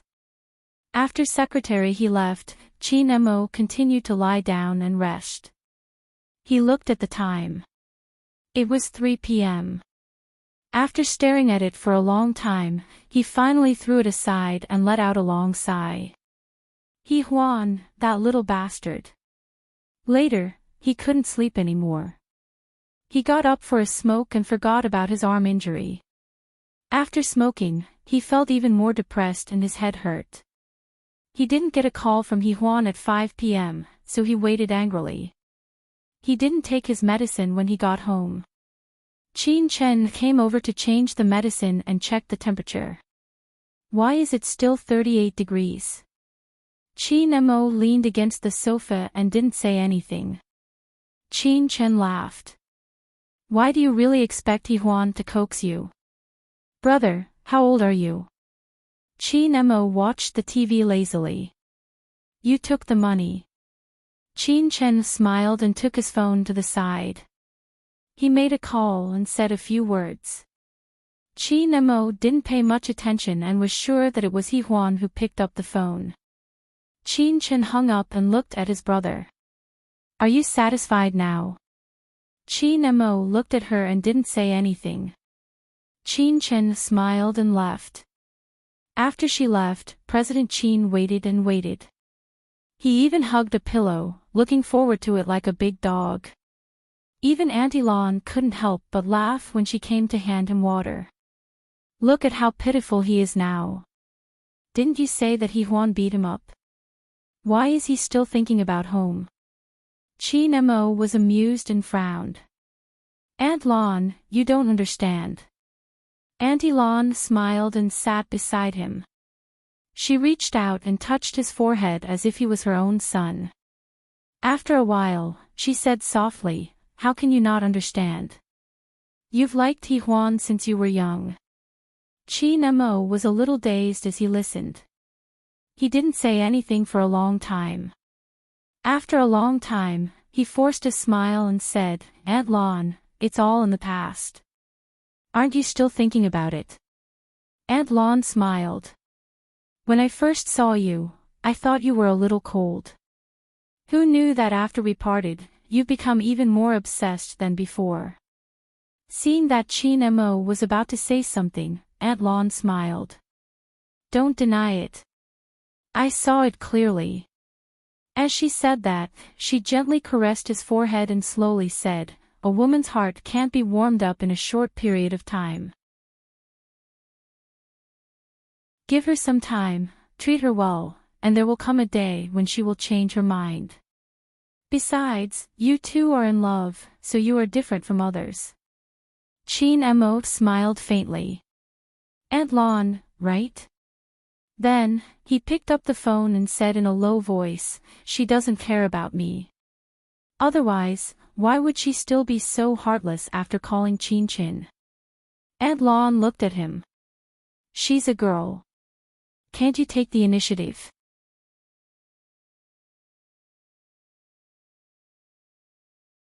Chapter 42-45. Chin Mo looked at her and didn't say anything. He lay back down and scrolled through his phone. After some thought, he asked Auntie Lon, there are hot water packs at home. Huan used to carry two when her hands were cold. You won't be able to find them. Auntie Lon was puzzled. What do you want them for? I'll go get them. Chin Mo blushed. Auntie Lon looked at him and shook her head. You're rarely so weird. However, she had always doted on Chin Mo, so she quickly went to look for him. She really did find him.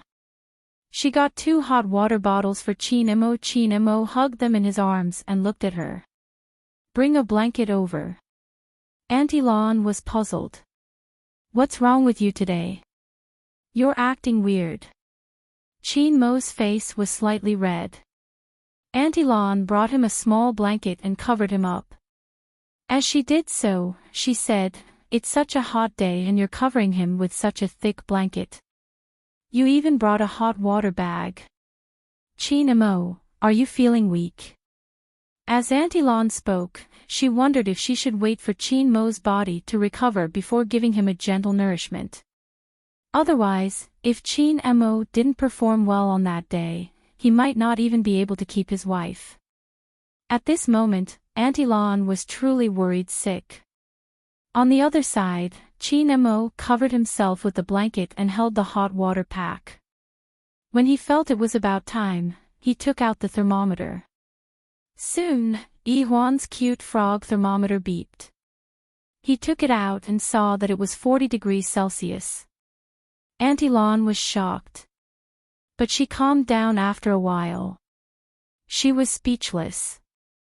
Wasn't Chin Mo a little too despicable and shameless? He wasn't like this in the past. Chin Mo passed his phone to Auntie Lon and the thermometer. Call Huan and tell her I have a fever of 40 degrees Celsius. Show her this.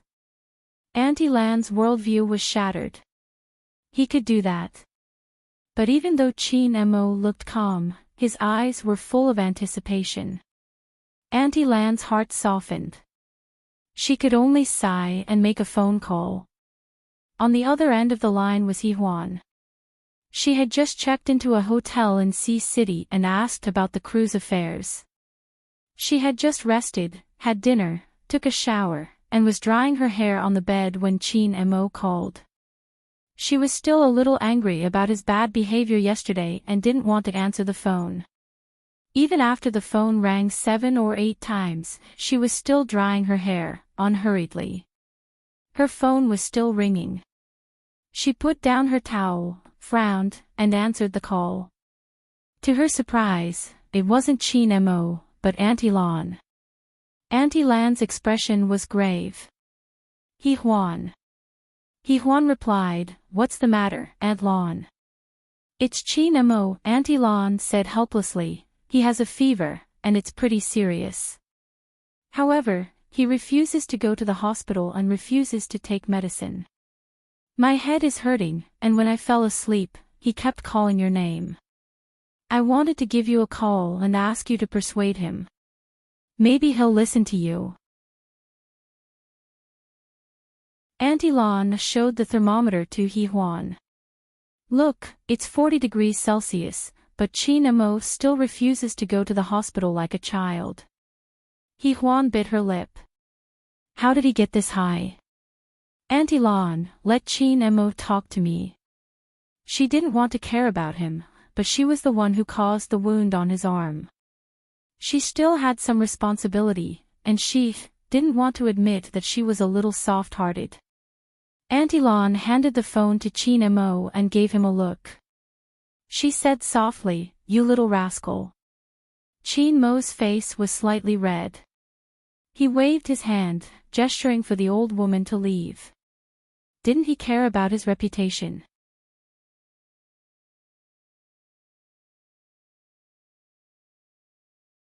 Chapter 42-46. Auntie Lan looked at him and shook her head helplessly. This boy was really bad when he grew up. He was really bad. After Auntie Lan left, Chin Mo finally spoke to He Huan.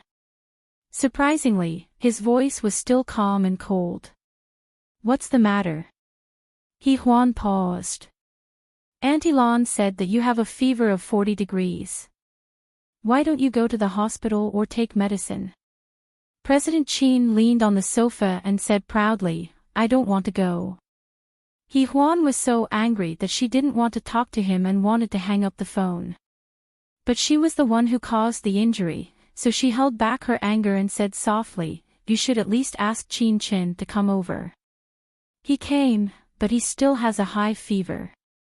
Chin Mo said as if he was deliberately making things difficult for her. He Huan was speechless. "Then why did you?" President Chin lay on the sofa and looked at her. He said proudly, "I don't want to take medicine." He Huan stared at him for a few seconds and said slowly, "Chin Mo, you are an adult in your 30s. You are different from Yi Huan. I am the same as her now." He stared at her. "I just want someone to coax me and then I will take medicine." Normally, He Huan wouldn't care about such a rascal like him. However, she was very tired now. She wanted to brush him off and rest early, but she couldn't bear to do so. On the screen, she could see that his face was abnormally red. He Huan wasn't good at coaxing people. She couldn't even coax Yi Huan well, but now she had to coax Chin Mo. She bit her lips and finally said awkwardly, "You will be fine after you take the medicine." "I don't want to," the arrogant man said. Yi Huan wanted to beat him to death. "It's fine if you don't want to." "Whatever. You don't want to coax me." "Yi Huan, is this how you coax people?" Chin Mo was even more unhappy than she was. When Yi Huan glared at him, he just looked at her gently and waited. Yi Huan endured for a while, and her expression became even more awkward. "Take your medicine." "How can you not take your medicine?" Chin Mo leaned back on the sofa and said somewhat roguishly, "I still don't feel like eating." "Then what will make you want to eat it?" Yi Huan looked at him. Chin Mo repeated, "Coax me." "I've already coaxed him." Yi Huan glared at him. Chin Mo smiled gently and said softly, "I'm not happy yet." "Then what will make you happy?" Yi Huan asked him impatiently. Chin Mo's dark eyes were bright, and he didn't look like someone who was sick. He just looked at her gently and dotingly, and Huan felt like she had been brought into an abyss. She wanted to escape, but she couldn't. She could only look at him like that. Chi Nemo finally opened his mouth and stared at her. If you say you're willing to return to my side and be with me, I'll take the medicine. Huan bit her lip. Chi Nemo, you're forcing me. Just take it as a lie. His voice was hoarse. Didn't you say you were coaxing me? You didn't take it seriously. Huan's voice was even hoarser than his. Chi Nemo didn't say anything and just stared at her. Huan had never said such mushy words. Now that she was being forced, she made up her mind and finally said, I'll come back after you take the medicine. Huan still couldn't say such mushy words. The corners of Chi Nemo's mouth curled up slightly, forming a beautiful smile. It was a little lazy. Then he asked her softly, Are you willing to be with me? Huan felt like fucking a dog in her heart, but she still nodded. Yes.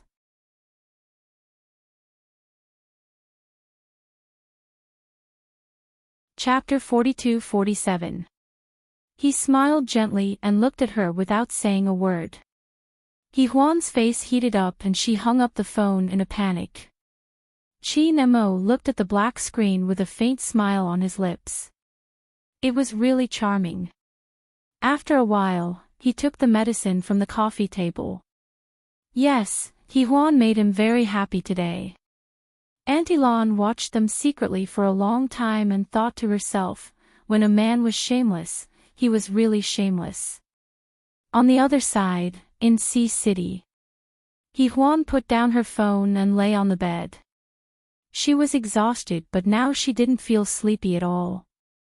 She had clearly coaxed him to take the medicine and said things that she shouldn't have said, as if she had promised him something. She swore in her heart that she would never say such shameful words again.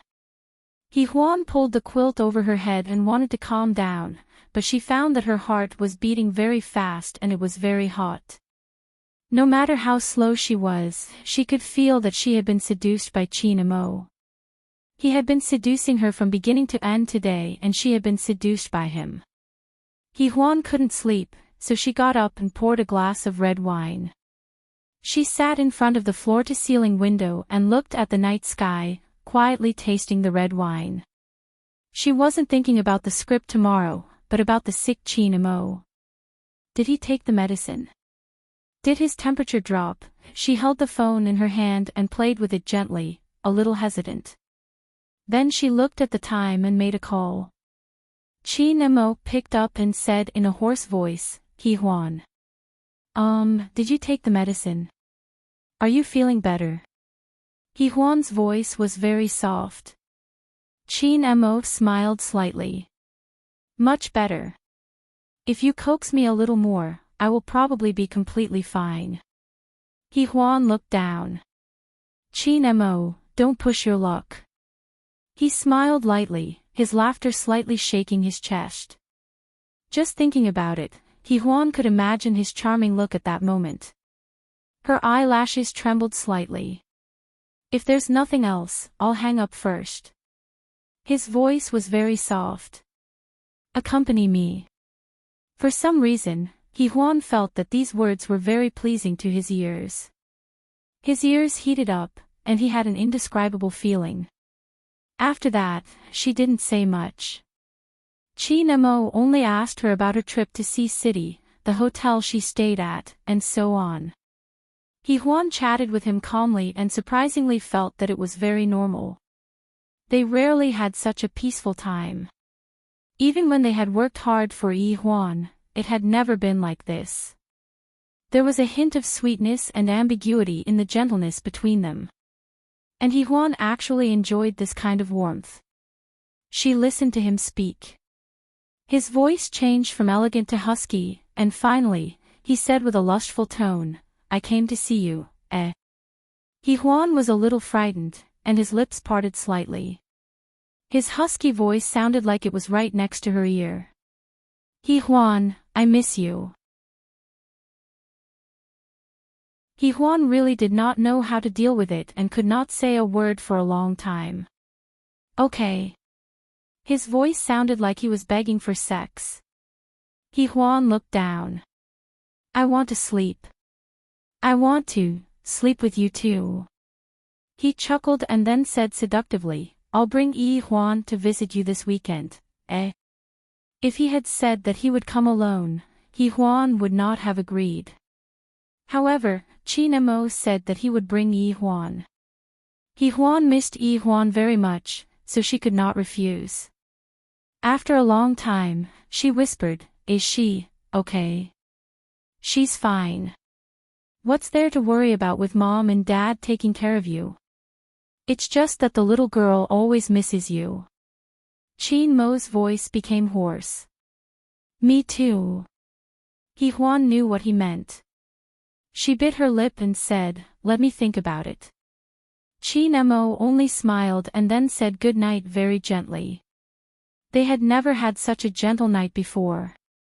In the past, it was either cold or in bed. But now, it was very much like they were in love. Yi Huan had never been in love before. At this moment, she was not only a little emotional, but also a little helpless.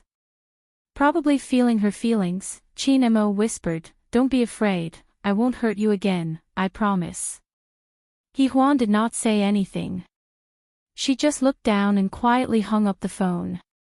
On the other side, Qin Mo's heart was also not calm. He did not expect that he would regret it so much after the divorce. He wanted to be with her again, but now he did not regret the divorce. He and Yi Huan had never been in love. His heart was boiling. He lay down and could not fall asleep. Later, he wrote a lot of messages and then deleted them. It was not that he was afraid of being abrupt, but he was afraid that his talent was not enough to make her feel oily. Qin Mo was a handsome man who cared a lot about his reputation. In the end, he decided to let the company plan to write some love words for him. He could use them from time to time, see City. Yi Huan was already tired from the first day, and after chatting with Qin Mo all night, she really did not have much energy when she woke up in the morning, but she still forced herself to wake up. She met Rong Yu when she was eating breakfast in the restaurant. Because filming had just started, Rong Yu had stayed on set for a few days mainly to communicate with the lead actor. She walked into the restaurant and Rong Yu called her name softly, Yi Huan, over here. Yi Huan looked over and then sat down opposite him. Actually, you didn't have to come so early. Rong Yu looked around and smiled faintly. I'm already here, why should I be more reserved than others? You know that I'm not a meticulous person. Yi Huan stood up. I'll go get some food first. Rong Yu nodded. Yi Huan came back in a while. While eating breakfast, she said to Rong Yu calmly, Oh yeah, how's your body? I was afraid that you haven't recovered yet.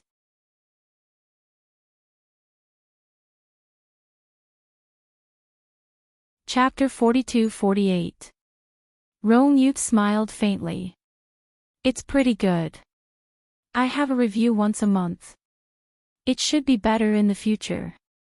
He then looked at her deeply. What about you? How are you? Yi Huan looked at him. Me? Rong Yu's gaze was indulgent. With Qin Mo. I heard that he's courting you now. Otherwise, he wouldn't have done that the other day. Yi Huan was stunned for a moment. She only smiled and did not answer the question. Rong Yu tactfully did not ask further. He looked calm on the surface, but there was always an indescribable melancholy in his heart. He had always liked Yi Huan and had not let go of her. But when he woke up, Yi Huan was already married to Qin Mo and had a child. He did not dare to disturb her, afraid that it would not be good for her. It was not until they met again that he found out that she was not doing so well. Because of him, Yi Huan was treated so roughly by Qin Mo. Rong Yu was worried, but he did not dare to go overboard. He used to think that he would have a chance with Yi Huan's divorce. But He Huan was very businesslike and did not give him any chance. Every time he saw her, there would always be a hint of gentleness hidden in his heart, but he did not dare to let her see it. But now, he was probably spying on her. He heard that Qin Mo was sick, and it was He Huan who caused it. A car was smashed, and Qin Mo was sent to the hospital covered in blood. He had seen all of this on the gossip news. Qin Mo had no intention of doing PR.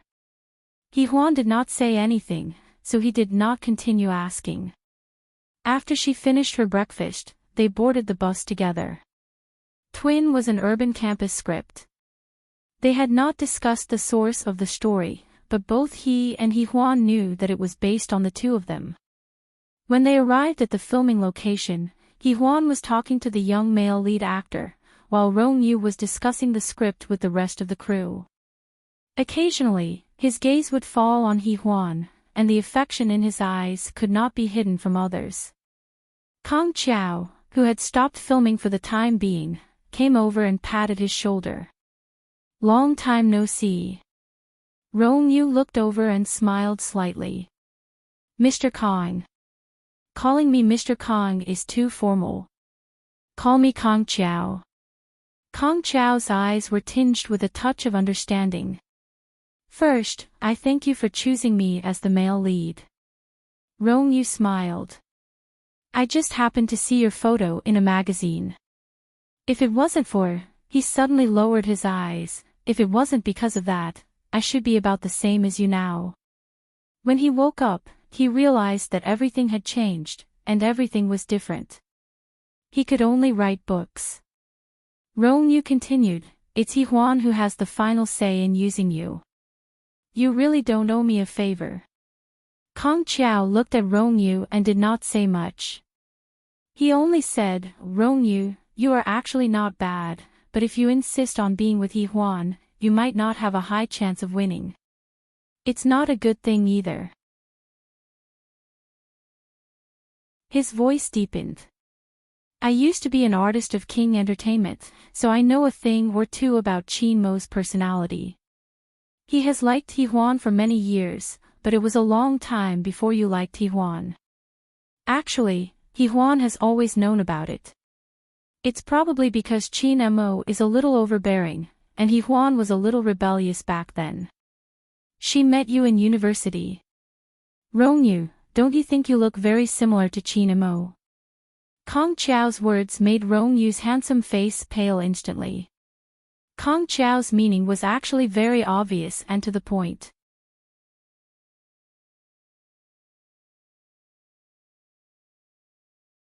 Chapter 42-49. Kong Chiao's meaning was obvious and to the point. He Huan had always liked Qin Mo, and Rong Yu was the substitute. Kong Chiao knew that he was being cruel, but it was the truth. He patted Rong Yu's shoulder. "Don't think too hard. If Qin Mo doesn't let go, no one can do anything about it, even if He Huan likes you." Rong Yu knew what he meant. Qin Mo played an important role in the entertainment industry.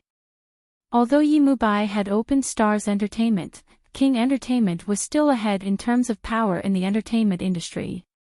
Moreover, Qin Mo was very capable.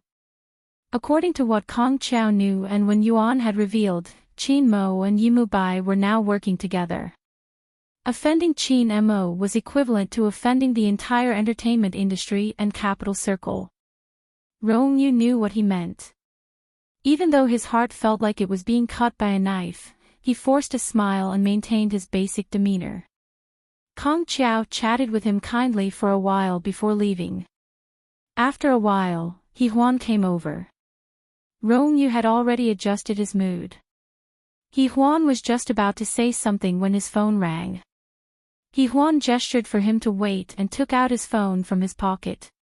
He frowned and walked to the side to answer the call. Rong Yu was sure that it was Qin Mo's call. He Huan bit his lip. "What's the matter now?" Qin Mo was sitting in his office, looking refreshed and playing with a gold pen. He said lazily, "You haven't coaxed me today." He Huan was speechless. Qin Mo, you're an adult. Don't be so ridiculous.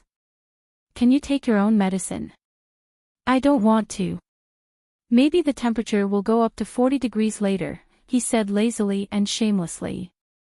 He Huan was furious. Qin Mo. Say what you said yesterday again and I'll take my medicine. He looked like he was willing to negotiate. He Huan was patient and said in a hoarse voice, stop fooling around, okay? Qin Mo chuckled. If I don't make a fuss and take the medicine obediently, what reward will I get? He Huan snorted.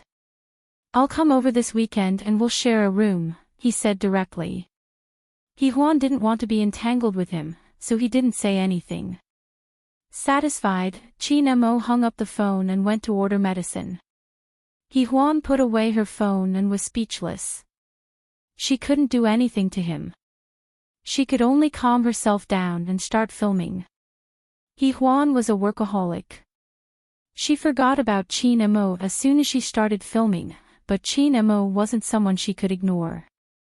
Therefore, He Huan's calls were as regular as her 3 meals and her period. She was a little annoyed by him.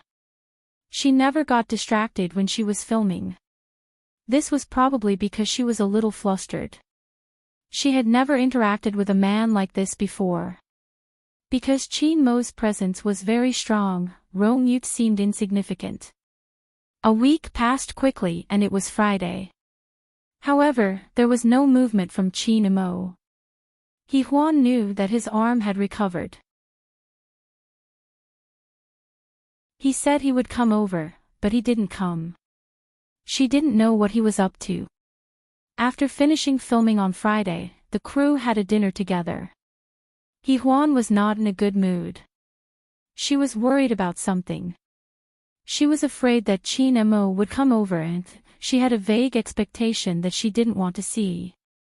It was already 11 o'clock when the party ended. When the crew returned to the hotel, Qin Mo was sitting on the sofa in the lobby with Yi Huan in his arms. There was a suitcase next to them, and Yi Huan was asleep on Qin Mo's shoulder.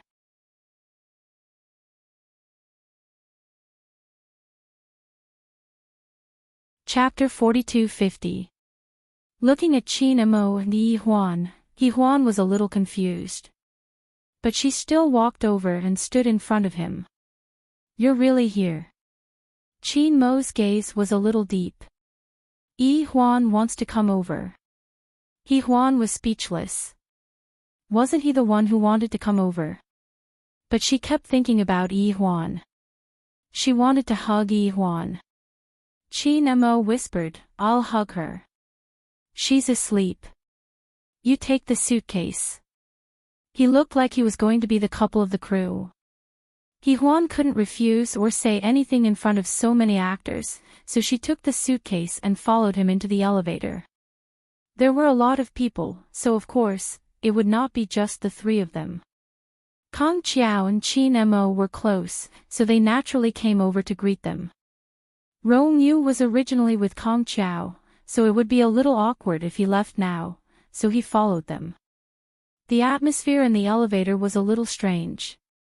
Qin Mo didn't say anything about Rollercoasters' presence. He just nodded, and so did Rollercoasters. Kong Qiao was just watching the show. But he had told Rollercoasters before, so Rollercoasters probably wouldn't fall deeper. When the elevator stopped at the top floor, everyone went out to say goodnight. Kong Qiao and Rollercoasters stayed in one room, and Yi Huan stayed in the other. Rollercoasters took a few steps, but still turned around and looked behind him.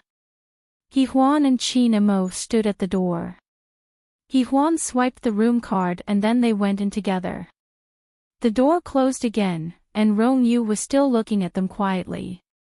Kong Qiao patted his shoulder. Don't think about it. Rollercoasters looked away and smiled bitterly. Do you have time for a drink? Kong Qiao smiled. I probably have time for a drink. In the end, they went to Kong Qiao's place and had a few drinks. In the other room, Qin Mo frowned as soon as he entered. There's only one bed here. He Huan didn't think too much, so she said, I'll sleep alone. Is one bed enough? Chi Nemo placed Yi Huan on the bed, took off her coat, and covered her with the blanket. He straightened his body and said in a low voice, there aren't 3 people now. Yi Huan was speechless. He looked at the sofa beside him and said, you sleep on the sofa. Why am I sleeping on the sofa? Chi Nemo calmly walked over and put his arm around her waist. Startled, Yi Huan was pulled into his arms in an instant. His embrace was very manly, and Yi Huan was a little drunk, so she was a little drunk. Now that he was hugging her like this, Yi Huan's legs felt a little weak. She reached out to push him away, but her hands were as strong as a kitten's. She could only stare at him. Chi Nemo chuckled, his voice hoarse. What? You don't want to leave my embrace? Yi Huan glared at him. Cut it out. She broke away from his arms and went to the sofa to sit down. At this moment, Chi Nemo noticed a pack of cigarettes on the coffee table. His expression changed slightly. Whose cigarettes are these? Rong Yu's. You didn't tell me he was here. Yi Huan looked at him with a strange expression. I don't think it's any of your business. Before she finished speaking, Chi Nemo was already sitting next to her. He easily put her on his lap with one hand. Yi Huan was a very petite woman, and she looked even smaller in his arms. He picked up the pack of cigarettes. You haven't answered my question yet. These are Rong Yu cigarettes. Did he come to your room? At this moment, he didn't hide his jealousy at all. His expression and tone seemed to be judging her.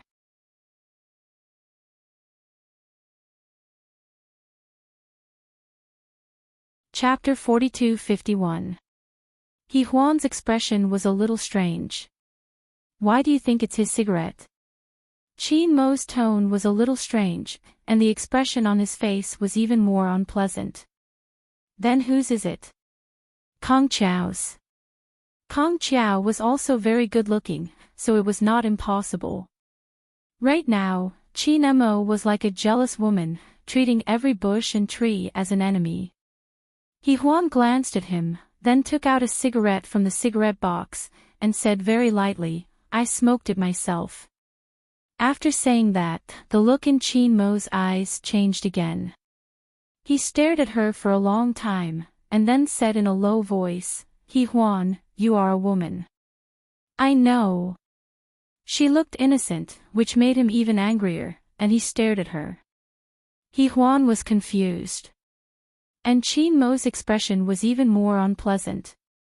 Why do women smoke? Yi Huan looked at him, and after a while, she said softly, sometimes I want to smoke when I'm under a lot of pressure at work. Chi Nemo threw the cigarette box into the dustbin without saying anything, and said very domineeringly, don't smoke in the future. Yi Huan was speechless. Chi Mo, I did it for work. Not even for work. I don't like women to smoke. His voice was a little low, and he stared at her. Yi Huan was very speechless, and she didn't want to argue with him, so she didn't say anything. But Chi Nemo was not satisfied, and he gently pinched her chin. Say that you won't smoke in the future. Yi Huan also had a backbone and a temper, and she turned her face away. I can't promise. Besides, I'm not who you are now. There was a layer of black mist in Chi Mo's eyes, which made it difficult for people to see clearly, and also a little scared. Really? He said very softly, and then said self-deprecatingly, you're right, we are indeed nothing now. After saying that, he walked to the floor-to-ceiling window, and wanted to smoke, but then he remembered that Yi Huan was sleeping here, so he gave up. He looked at the dark night outside, and stood for a long time. Yi Huan thought that he was going to have a cold war, and wanted to take a shower, so she stood up. Just as she moved, he said, Yi Huan, do you think that I can't do without you? She paused and stood, her eyes fixed on him. Chinamo said quietly, after so many years, I'm actually a bit tired. Huan's heart throbbed as if it was being squeezed. She did not know what was wrong with her.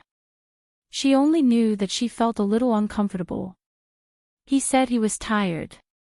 Huan's voice was a little low. Rest well if you're tired. I'm going to take a shower first. She had been tired for the whole day, so she didn't have the time or energy to argue with him. But when she walked into the bathroom, Chinamo followed her in. He reached out to grab her arm and said in a low voice, Huan, can't you coax me? Huan didn't say anything. He angrily pushed her against the wall and gritted his teeth. You heartless little thing. With that, he kissed her fiercely. The kiss was so unexpected that Huan couldn't break free even if she wanted to. She bit her lips and said in a hoarse and helpless voice, let go of me. I'm not letting go. Chinmo's voice was deep and filled with anger. Then, he buried his face into her neck and bit her lightly. You little bastard. With each curse, he bit her. In just a short while, Huan's neck was a little unsightly. She pushed him, and Chinmo took a step back. Then, he pressed her against the door again. Huan resisted.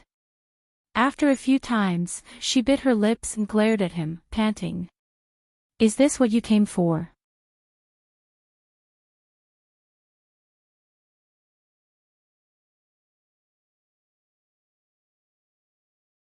She turned around and prepared to sleep.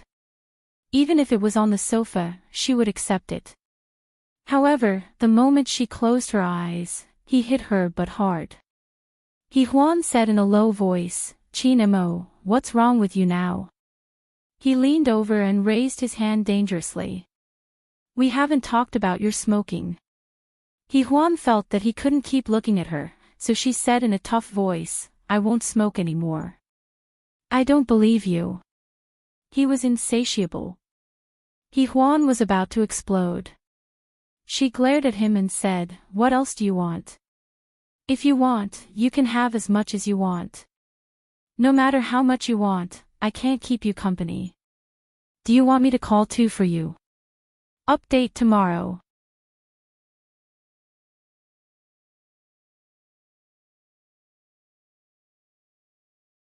Chapter 42-53. However, Chinmo did not let her go. He raised his hand and said in a hoarse voice, do you promise? Huan was provoked by him again. She said angrily, I don't want to promise. Believe it or not. He came over again, but this time, he was much gentler and more secretive. Huan let out a soft and delicate cry and asked him sullenly, what do you want? Chinmo's hand never left her and his voice was hoarse. Don't you know what I want? Huan bit her lip and did not say a word for a long time. After a long time, she said in a hoarse voice, Chinmo, I'm very tired now and I want to sleep. Let's talk about it later, okay? Then take back what you said before. He said childishly, don't say that you want to give up again. Don't say that you don't want to be with me in the future. Enrich you. Ask him to leave the crew, or I will stay in the crew until you finish filming. Huan had been talking to him in a friendly manner just now, but she could not hold it in anymore. She pushed him away and said, Chinmo, are you being reasonable? He had already gotten what he wanted. If there was really something going on between her and Romeo, did he really think that he could do anything to her so easily? Moreover, Chinmo was also an industry insider. He was simply unreasonable. He was a lunatic. Based on Huan's temper, she would have slammed the door and left. However, Huan was here, so she had to worry about Huan. When the little fellow woke up tomorrow, her mother would not be around. Chinmo was too naughty. He simply had her in his palm. While she was hesitating, she turned to look at Chin Mo. Chin Mo did not look too good. He was also looking at her, and there was a trace of arrogance in his eyes. Huan felt as if her tail had been stepped on, and she went to sleep on the big bed. Lying next to little Huan, she felt indescribably sad. It was the feeling of a heavy downpour on a rainy day. Her eyes were wet and warm. However, she did not want to show weakness in front of him and cry, so she buried her face in the quilt and cried secretly. Soon, the quilt became wet and warm. She hugged the quilt tightly and hugged Huan, smelling the little fellow's fragrance. It was soft and fragrant. However, the softer it was, the more embarrassed she felt. What was the relationship between them now? Nothing. He had brought Huan here, and it was a happy thing, but he did not know what that night meant to her. No matter how slow Huan was, she probably knew why she could not let go, why she was so angry, and why she did not take the initiative to divorce. It was because him. He had always been the dominant position, and Rongyu had the gap between them. But he had not. She felt that she was not worth it. Feeling sad, Huan's shoulder was suddenly patted. She was shocked and buried her face deeper. Then, Chin Mo lay down and hugged her from behind. Huan paused and said in a hoarse voice, "Move away." "Why are you crying?" His voice was hoarse. "I remember that you used to be like a boy, but now you are so sentimental." Huan's body was stiff in his embrace, and she did not want to pay attention to him.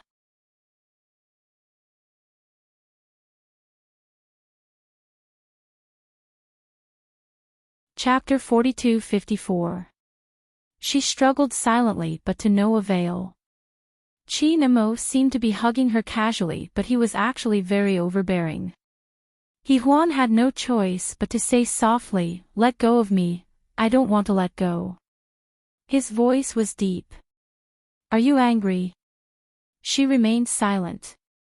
Chin Mo continued, "In the past, I always felt that you needed time, so I let you go. But later on, I realized that was wrong. Once you were free, you never wanted to come back. Aren't you tired? Besides, we are divorced now. If you want to relax, Chin Mo, you can really let go." Huan's voice was a little dazed. "You chased after me and wanted to be with me again. You can't do this to me. Huan, that's not fair." Chin Mo closed his eyes. "You made me fall in love with you first." Perhaps all the men in the Chin family were passionate. His brother had set his sights on Tang's share at a young age, and so did he. He wanted to be with her from a young age. After so many years of misgiving, he had thought of giving up countless times. Even after the divorce, he still could not bear to. At first, he was a little hesitant. But when she blocked his door and smashed his car into pieces, Chin Mo knew that he would never let her go in this lifetime. But he could not tell her how he felt. She probably could not understand how painful it was to love someone. Just like now, even though it was painful, he was still smiling. "Be it pain or happiness, we will experience it together. I will never let you go in this lifetime." Chin Mo's voice was clear and resolute in the dark. Huan was even more upset and did not say anything. They could never get along. They were always out of sync. He loved her and she loved him. But why was it like this? Perhaps their personalities were incompatible. He was too domineering and she was too strong. She was not willing to be the woman behind his back and did not want to give in to him. There were so many problems that could not be ignored. Huan was afraid that this time, it would be the same ending. She wanted to shrink back, but he did not allow it. He turned her body around and hugged her gently in his arms. Her face was warm and wet. "Why are you crying again?" He coaxed her, gently kissing away the tears. He Huan was in pain and discomfort, as if all the pain came from Qin Mo's gaze and expression. Between them, she was actually the loser. She struggled with all her might but to no avail. In the end, she buried her face in his neck and bit down hard on his neck.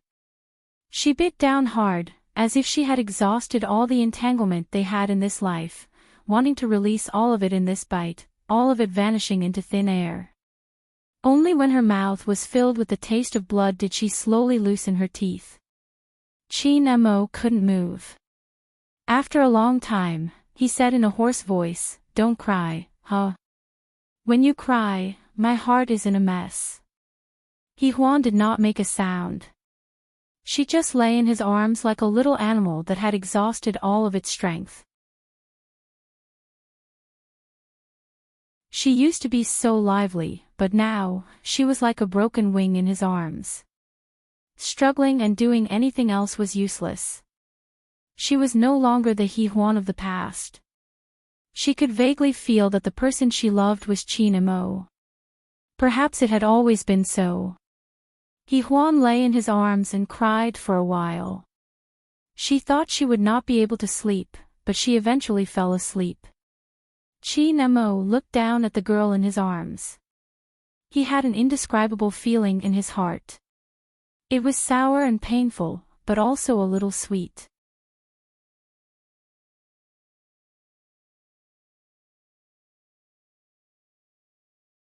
Chapter 42-55. Qin Mo lowered his head and looked at the little girl in his arms. There was an indescribable feeling in his heart. It was sour and painful, but also a little sweet. Of course, he could feel that there was someone in He Huan's heart, but he smiled. Maybe he was too domineering. Qin Mo's palm slowly landed on her back. He patted her gently as if he was coaxing a child. It was as if he was comforting her, but it was also as if he was comforting himself. Then, he turned his head and looked at Yi Huan. Yi Huan was sleeping soundly. Children couldn't help it after 9 o'clock. He Huan didn't bring her around much, but Yi Huan was especially stubborn about loving He Huan. He thought that part of the reason why he was so stubborn was because of Yi Huan. No matter how gentle other women were, they couldn't replace He Huan as a mother, even if she didn't have the self-awareness of a mother. As he thought about it, he was really tired, so he closed his eyes. When he opened his eyes again, the sky was already bright. He immediately looked at his arms. He Huan was no longer there. Lying in his arms was Yi Huan. The chubby little girl was lying there with a satisfied look on her face. There was even saliva at the corner of her mouth. Qin Mo was amused. He reached out and straightened her little face. Then, he carefully looked at her little face. He wanted to find Yi Huan's shadow on her face, but Yi Huan looked more like him. He felt proud, but also a little regretful. At this moment, Yi Huan woke up. She was sleeping soundly. When she woke up, her little face was loose. Her big and cute eyes were watery, and her skin was so fair that it was translucent. She looked like a fragrant little bun. Qin Mo had always doted on her. After the argument with Yi Huan last night, he felt that Yi Huan was even more adorable now. She was much cuter than her mother. As a father, he held his little girl in his arms and kissed her. "Baby, are you hungry?" Yi Huan stared at him with her big eyes. Then, she reached out her chubby little hand. "Daddy, what happened to your neck?" Qin Mo reached out and touched it. "Is it obvious?" Yi Huan nodded vigorously. "Really?" Then, he looked at her again. "Mommy bit it." Yi Huan sat on Daddy's lap and looked at him seriously. Then, she giggled, "Daddy must be very afraid of Mommy." He didn't know why, but his youngest daughter's words were pleasing to his ears. "That's right. Daddy is afraid of Mummy, but Mummy is afraid of Yi Huan." Chin Mo was teaching children, but he didn't teach them well. Yi Huan giggled. After a while, she seemed to have thought of something. Then can I bite my mother too? Children are cute if they don't bite. Chin Mo smiled. Mommy and Yi Huan are both girls. They are afraid of pain. Moreover, his heart would ache. After he said that, little Yi Huan happily acted like a spoiled child on his body. She was so cute and adorable that Chin Mo's heart almost melted. Originally, he thought Yi Huan had gone to film, so he didn't think much about it. He thought he could only wait here. However, when he was playing with Yi Huan came back. She must have gone to eat breakfast. When she opened the door, she saw the father and daughter playing happily. She was a little stunned. She had never seen such a relaxed and happy expression on Chin Mo's face before. Her heart tightened. She couldn't describe the feeling, as if she had seen something. She looked at them quietly for a while before saying, I have to leave in a while. I'll wait for you here, Chin Mo said matter-of-factly. Yi Huan looked at him and didn't say anything. The atmosphere was strange. At this moment Yi Huan ran over and hugged Yi Huan with her sleeping body. Mama, hug me. I miss you so much.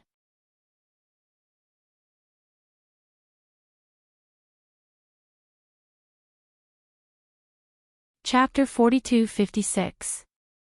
Yi Huan's heart softened as she hugged her soft and fragrant body. She lowered her head and kissed her. Mommy missed you too. Yi Huan looked very happy. She hung on Yi Huan's body like a little bear without a tail, acting coquettishly. Yi Huan's heart was unbelievably soft. She kissed her again and again. Baby, wake up and have breakfast, okay? Yi Huan looked at Chin Mo again. I want to go with Daddy. Yi Huan looked over. Chin Mo was wearing a white bathrobe and leaning against the headboard casually. Although it was simple, it looked especially good on him. His body was slender and strong. Chin Mo looked at her too. There was some deep meaning in his black eyes. Yi Huan was very afraid to look into his eyes now. She simply turned her head and ignored him. Chin Mo's voice was very slow. What time is your bus? Yi Huan said softly, 10 minutes. As soon as she finished speaking, Yi Huan hugged her neck and refused to let go. Her little body was stuck to her. She couldn't bear to let go. Yi Huan also knew that. She patted her little body gently. I'll come back earlier, okay? Yi Huan was still unhappy. She clung to her and refused to let her go. Yi Huan could only look at Chin Mo for help. Chin Mo's expression was indifferent. You coax her yourself. So she cursed in her heart. You brought Yi Huan here. Chin Mo's expression was a little playful. He stared at her. After a few seconds, when Yi Huan was indifferent, he said very slowly, Yi Huan, Mommy doesn't like us anymore. Yi Huan's little heart was originally uneasy. Now that she heard Chin Mo's words, her big eyes were immediately filled with tears. She stared at Yi Huan. Then, she burst into tears. The whole process took less than 2 seconds. Yi Huan was very helpless. There was really no other way, and that shameless man was still fanning the flames. Why don't we go back, Yi Huan? Yi Huan sobbed and said, I want to be with my mother. Wah, I'm so sad. Yi Huan's heart was in turmoil. The cruise bus was about to set off, and Yi Huan was crying like this.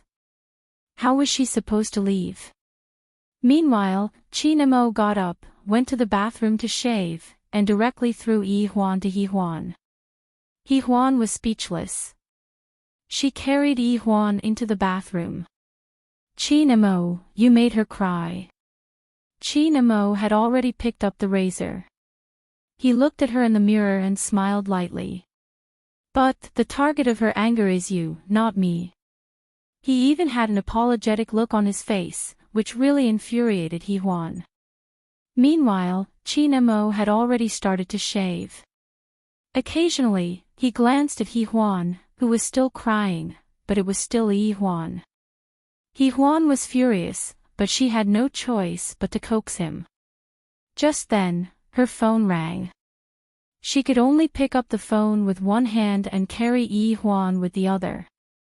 She was already very thin, so it was a bit difficult for her. The dispatcher was rushing them. Everyone was ready except for Hee-hwan. When Hee-hwan answered the phone, Hee-hwan's eyes were glued to her. She also forgot to cry, but she would sob from time to time. Chin-mo was also shaving slowly, but his attention was focused on this. Hee-hwan stretched out his hand and placed Hee-hwan in his arms.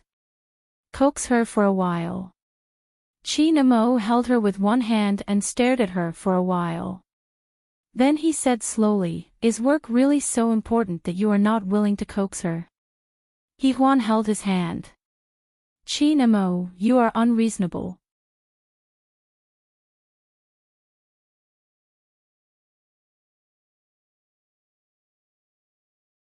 Chapter 42-57. His eyes became deep and he smiled. "If you know me a little, you'll know that I've been very tolerant of you. Maybe." Hee-hwan couldn't help but get angry. She turned around and wanted to leave. Hee-hwan looked at her helplessly. She didn't dare to cry anymore. She just wrapped her chubby arms around her father's neck. She looked very unhappy and her big eyes were full of tears. Chin-mo put down the razor in his hand and patted Hee-hwan's back. Then he said softly, "Hee-hwan, in your heart, is work more important than Hee-hwan and me? Don't you have the patience to spend 10 minutes coaxing her?" Hee-hwan turned her head. "You know that's not what I mean." "Then, what do you mean?" Chin-mo's voice was a little hoarse. "Hee-hwan vomited on the plane and didn't have dinner. She wants to see you all the time, but Hee-hwan, you don't seem to care." Hee-hwan's heart ached. She didn't know that Hee-hwan was airsick. She felt sorry for her. However, Hee-hwan shook her head. "The baby doesn't feel bad." Then she stared at Hee-hwan, but it looked even more heartbreaking. Hee-hwan's heart softened. She went over to hug Hee-hwan and coaxed her. Then she called the dispatcher. "You guys go first. Leave a car for me." After hanging up the phone, she helped Hee-hwan put on her clothes and skirt and kissed her. "Mom will take you to breakfast now." Hee-hwan hugged her neck and said a little embarrassedly, "The baby hasn't brushed her teeth yet." Hee-hwan smiled. "Then let's brush our teeth first." Although she was very good to Hee-hwan, she was obviously not so friendly to Chin-mo. She carried Hee-hwan to the restaurant alone, ignoring Chin-mo. Chin-mo followed her alone. Hee-hwan was spoiled, and the breakfast in the hotel was not as delicious as Hee-hwan's, so she was a little picky. Hee-hwan knew this, so she was very patient. From the beginning to the end, she ignored Chin-mo, but he seemed to be in a good mood, as if he was enjoying the fact that she was busy taking care of Hee-hwan. After breakfast, Hee-hwan looked at her watch and said to Chin-mo in a low voice, "I really have to go. I'm Director Chin-mo. You should know me." She thought he would say something harsh, but Chin-mo didn't. He just smiled faintly. "I'm still here today, but I have to leave tomorrow afternoon. I'll come back earlier tonight." Hee-hwan nodded and agreed. Before she left, she kissed Hee-hwan. She was a little reluctant, but she still had to do her work. This was also the first time Hee-hwan felt that he didn't want to work and wanted to rest for a long time. As she left, her eyes met Chin-mo's. He still had that unfathomable look on his face, and she almost didn't dare to look him in the eye. After a long time, Yi-Huan still left. Yi-Huan sat on Qin Mo's lap and said with a little disappointment, "Daddy, will Mommy abandon us?" "No." Qin Mo lowered his head and kissed his daughter's forehead. "Mommy likes Yi-Huan so much, so she won't." Yi-Huan nodded, and then the father and daughter looked in the direction where Yi-Huan left. Yi-Huan went outside, and the crew left a business car for her. She sat in it and looked at the time. It had been half an hour. Thinking of Yi-Huan, she felt that half an hour wasn't too long. The car drove to the set, and the assistant director had already arranged everything. They were just waiting for Yi-Huan to come. When Yi-Huan arrived, Kong Chiao was the first to come over. She smiled and said, "I thought everyone would have a day off today. I want to chat with more like-minded people about new wife number 1, husband, addicted to pampering. Talking about life, looking for bosom friends, recommending the urban god Shirshinshu."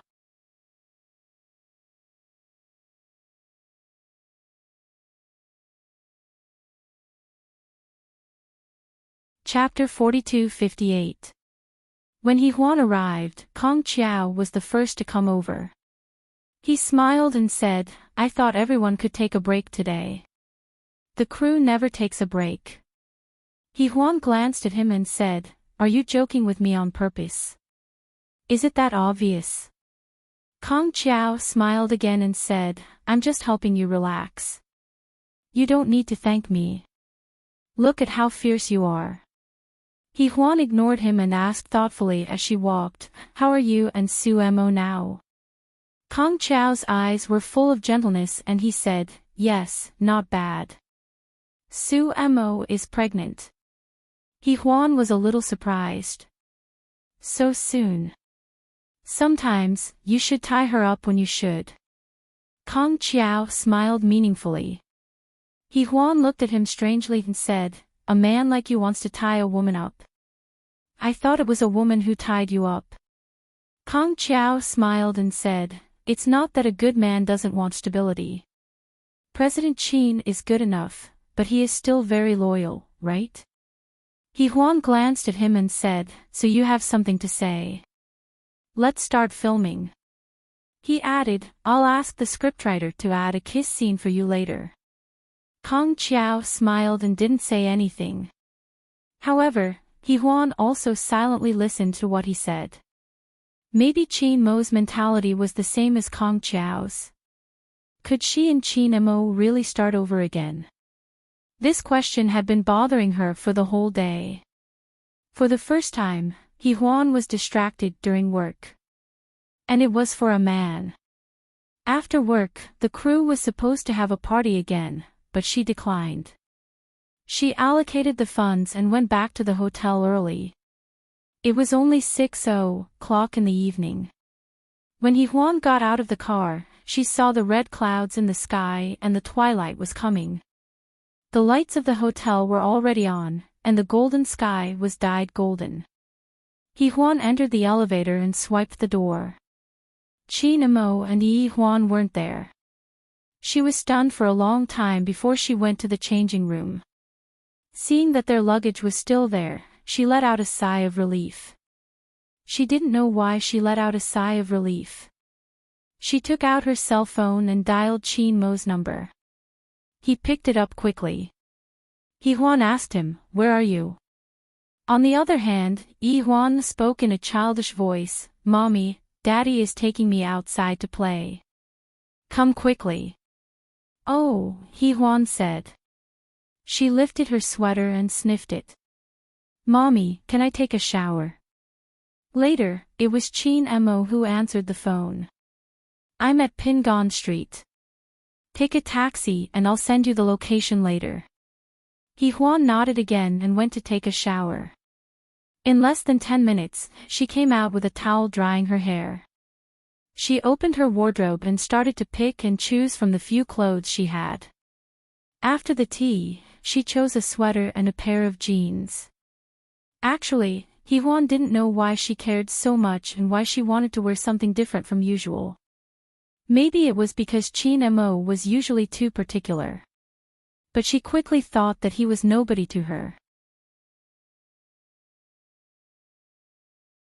Why should she care about what he thought?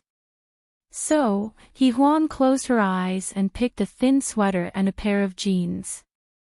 Then she went out and took a taxi to the place where Chin Mo and Yi Huan were. To her surprise, Chin Mo was playing with Yi Huan in the children's town. After all, Yi Huan was a child and was very interested in these things. She was very happy. It was the first time that Yi Huan saw her so happy. "Mommy, Yi Huan killed a lot of enemies," Yi Huan said in a childish voice. She sat next to her father and aimed the gun in her hand at those bad guys. You're tuning into the LoveLore Library YouTube channel. We're so grateful for your support, and don't forget to subscribe to join us on this incredible journey through captivating stories. Your generosity through donations truly makes a world of difference, as it's the primary source of revenue that allows me to expand and enhance this channel for you. Thank you from the bottom of my heart for being a part of this adventure.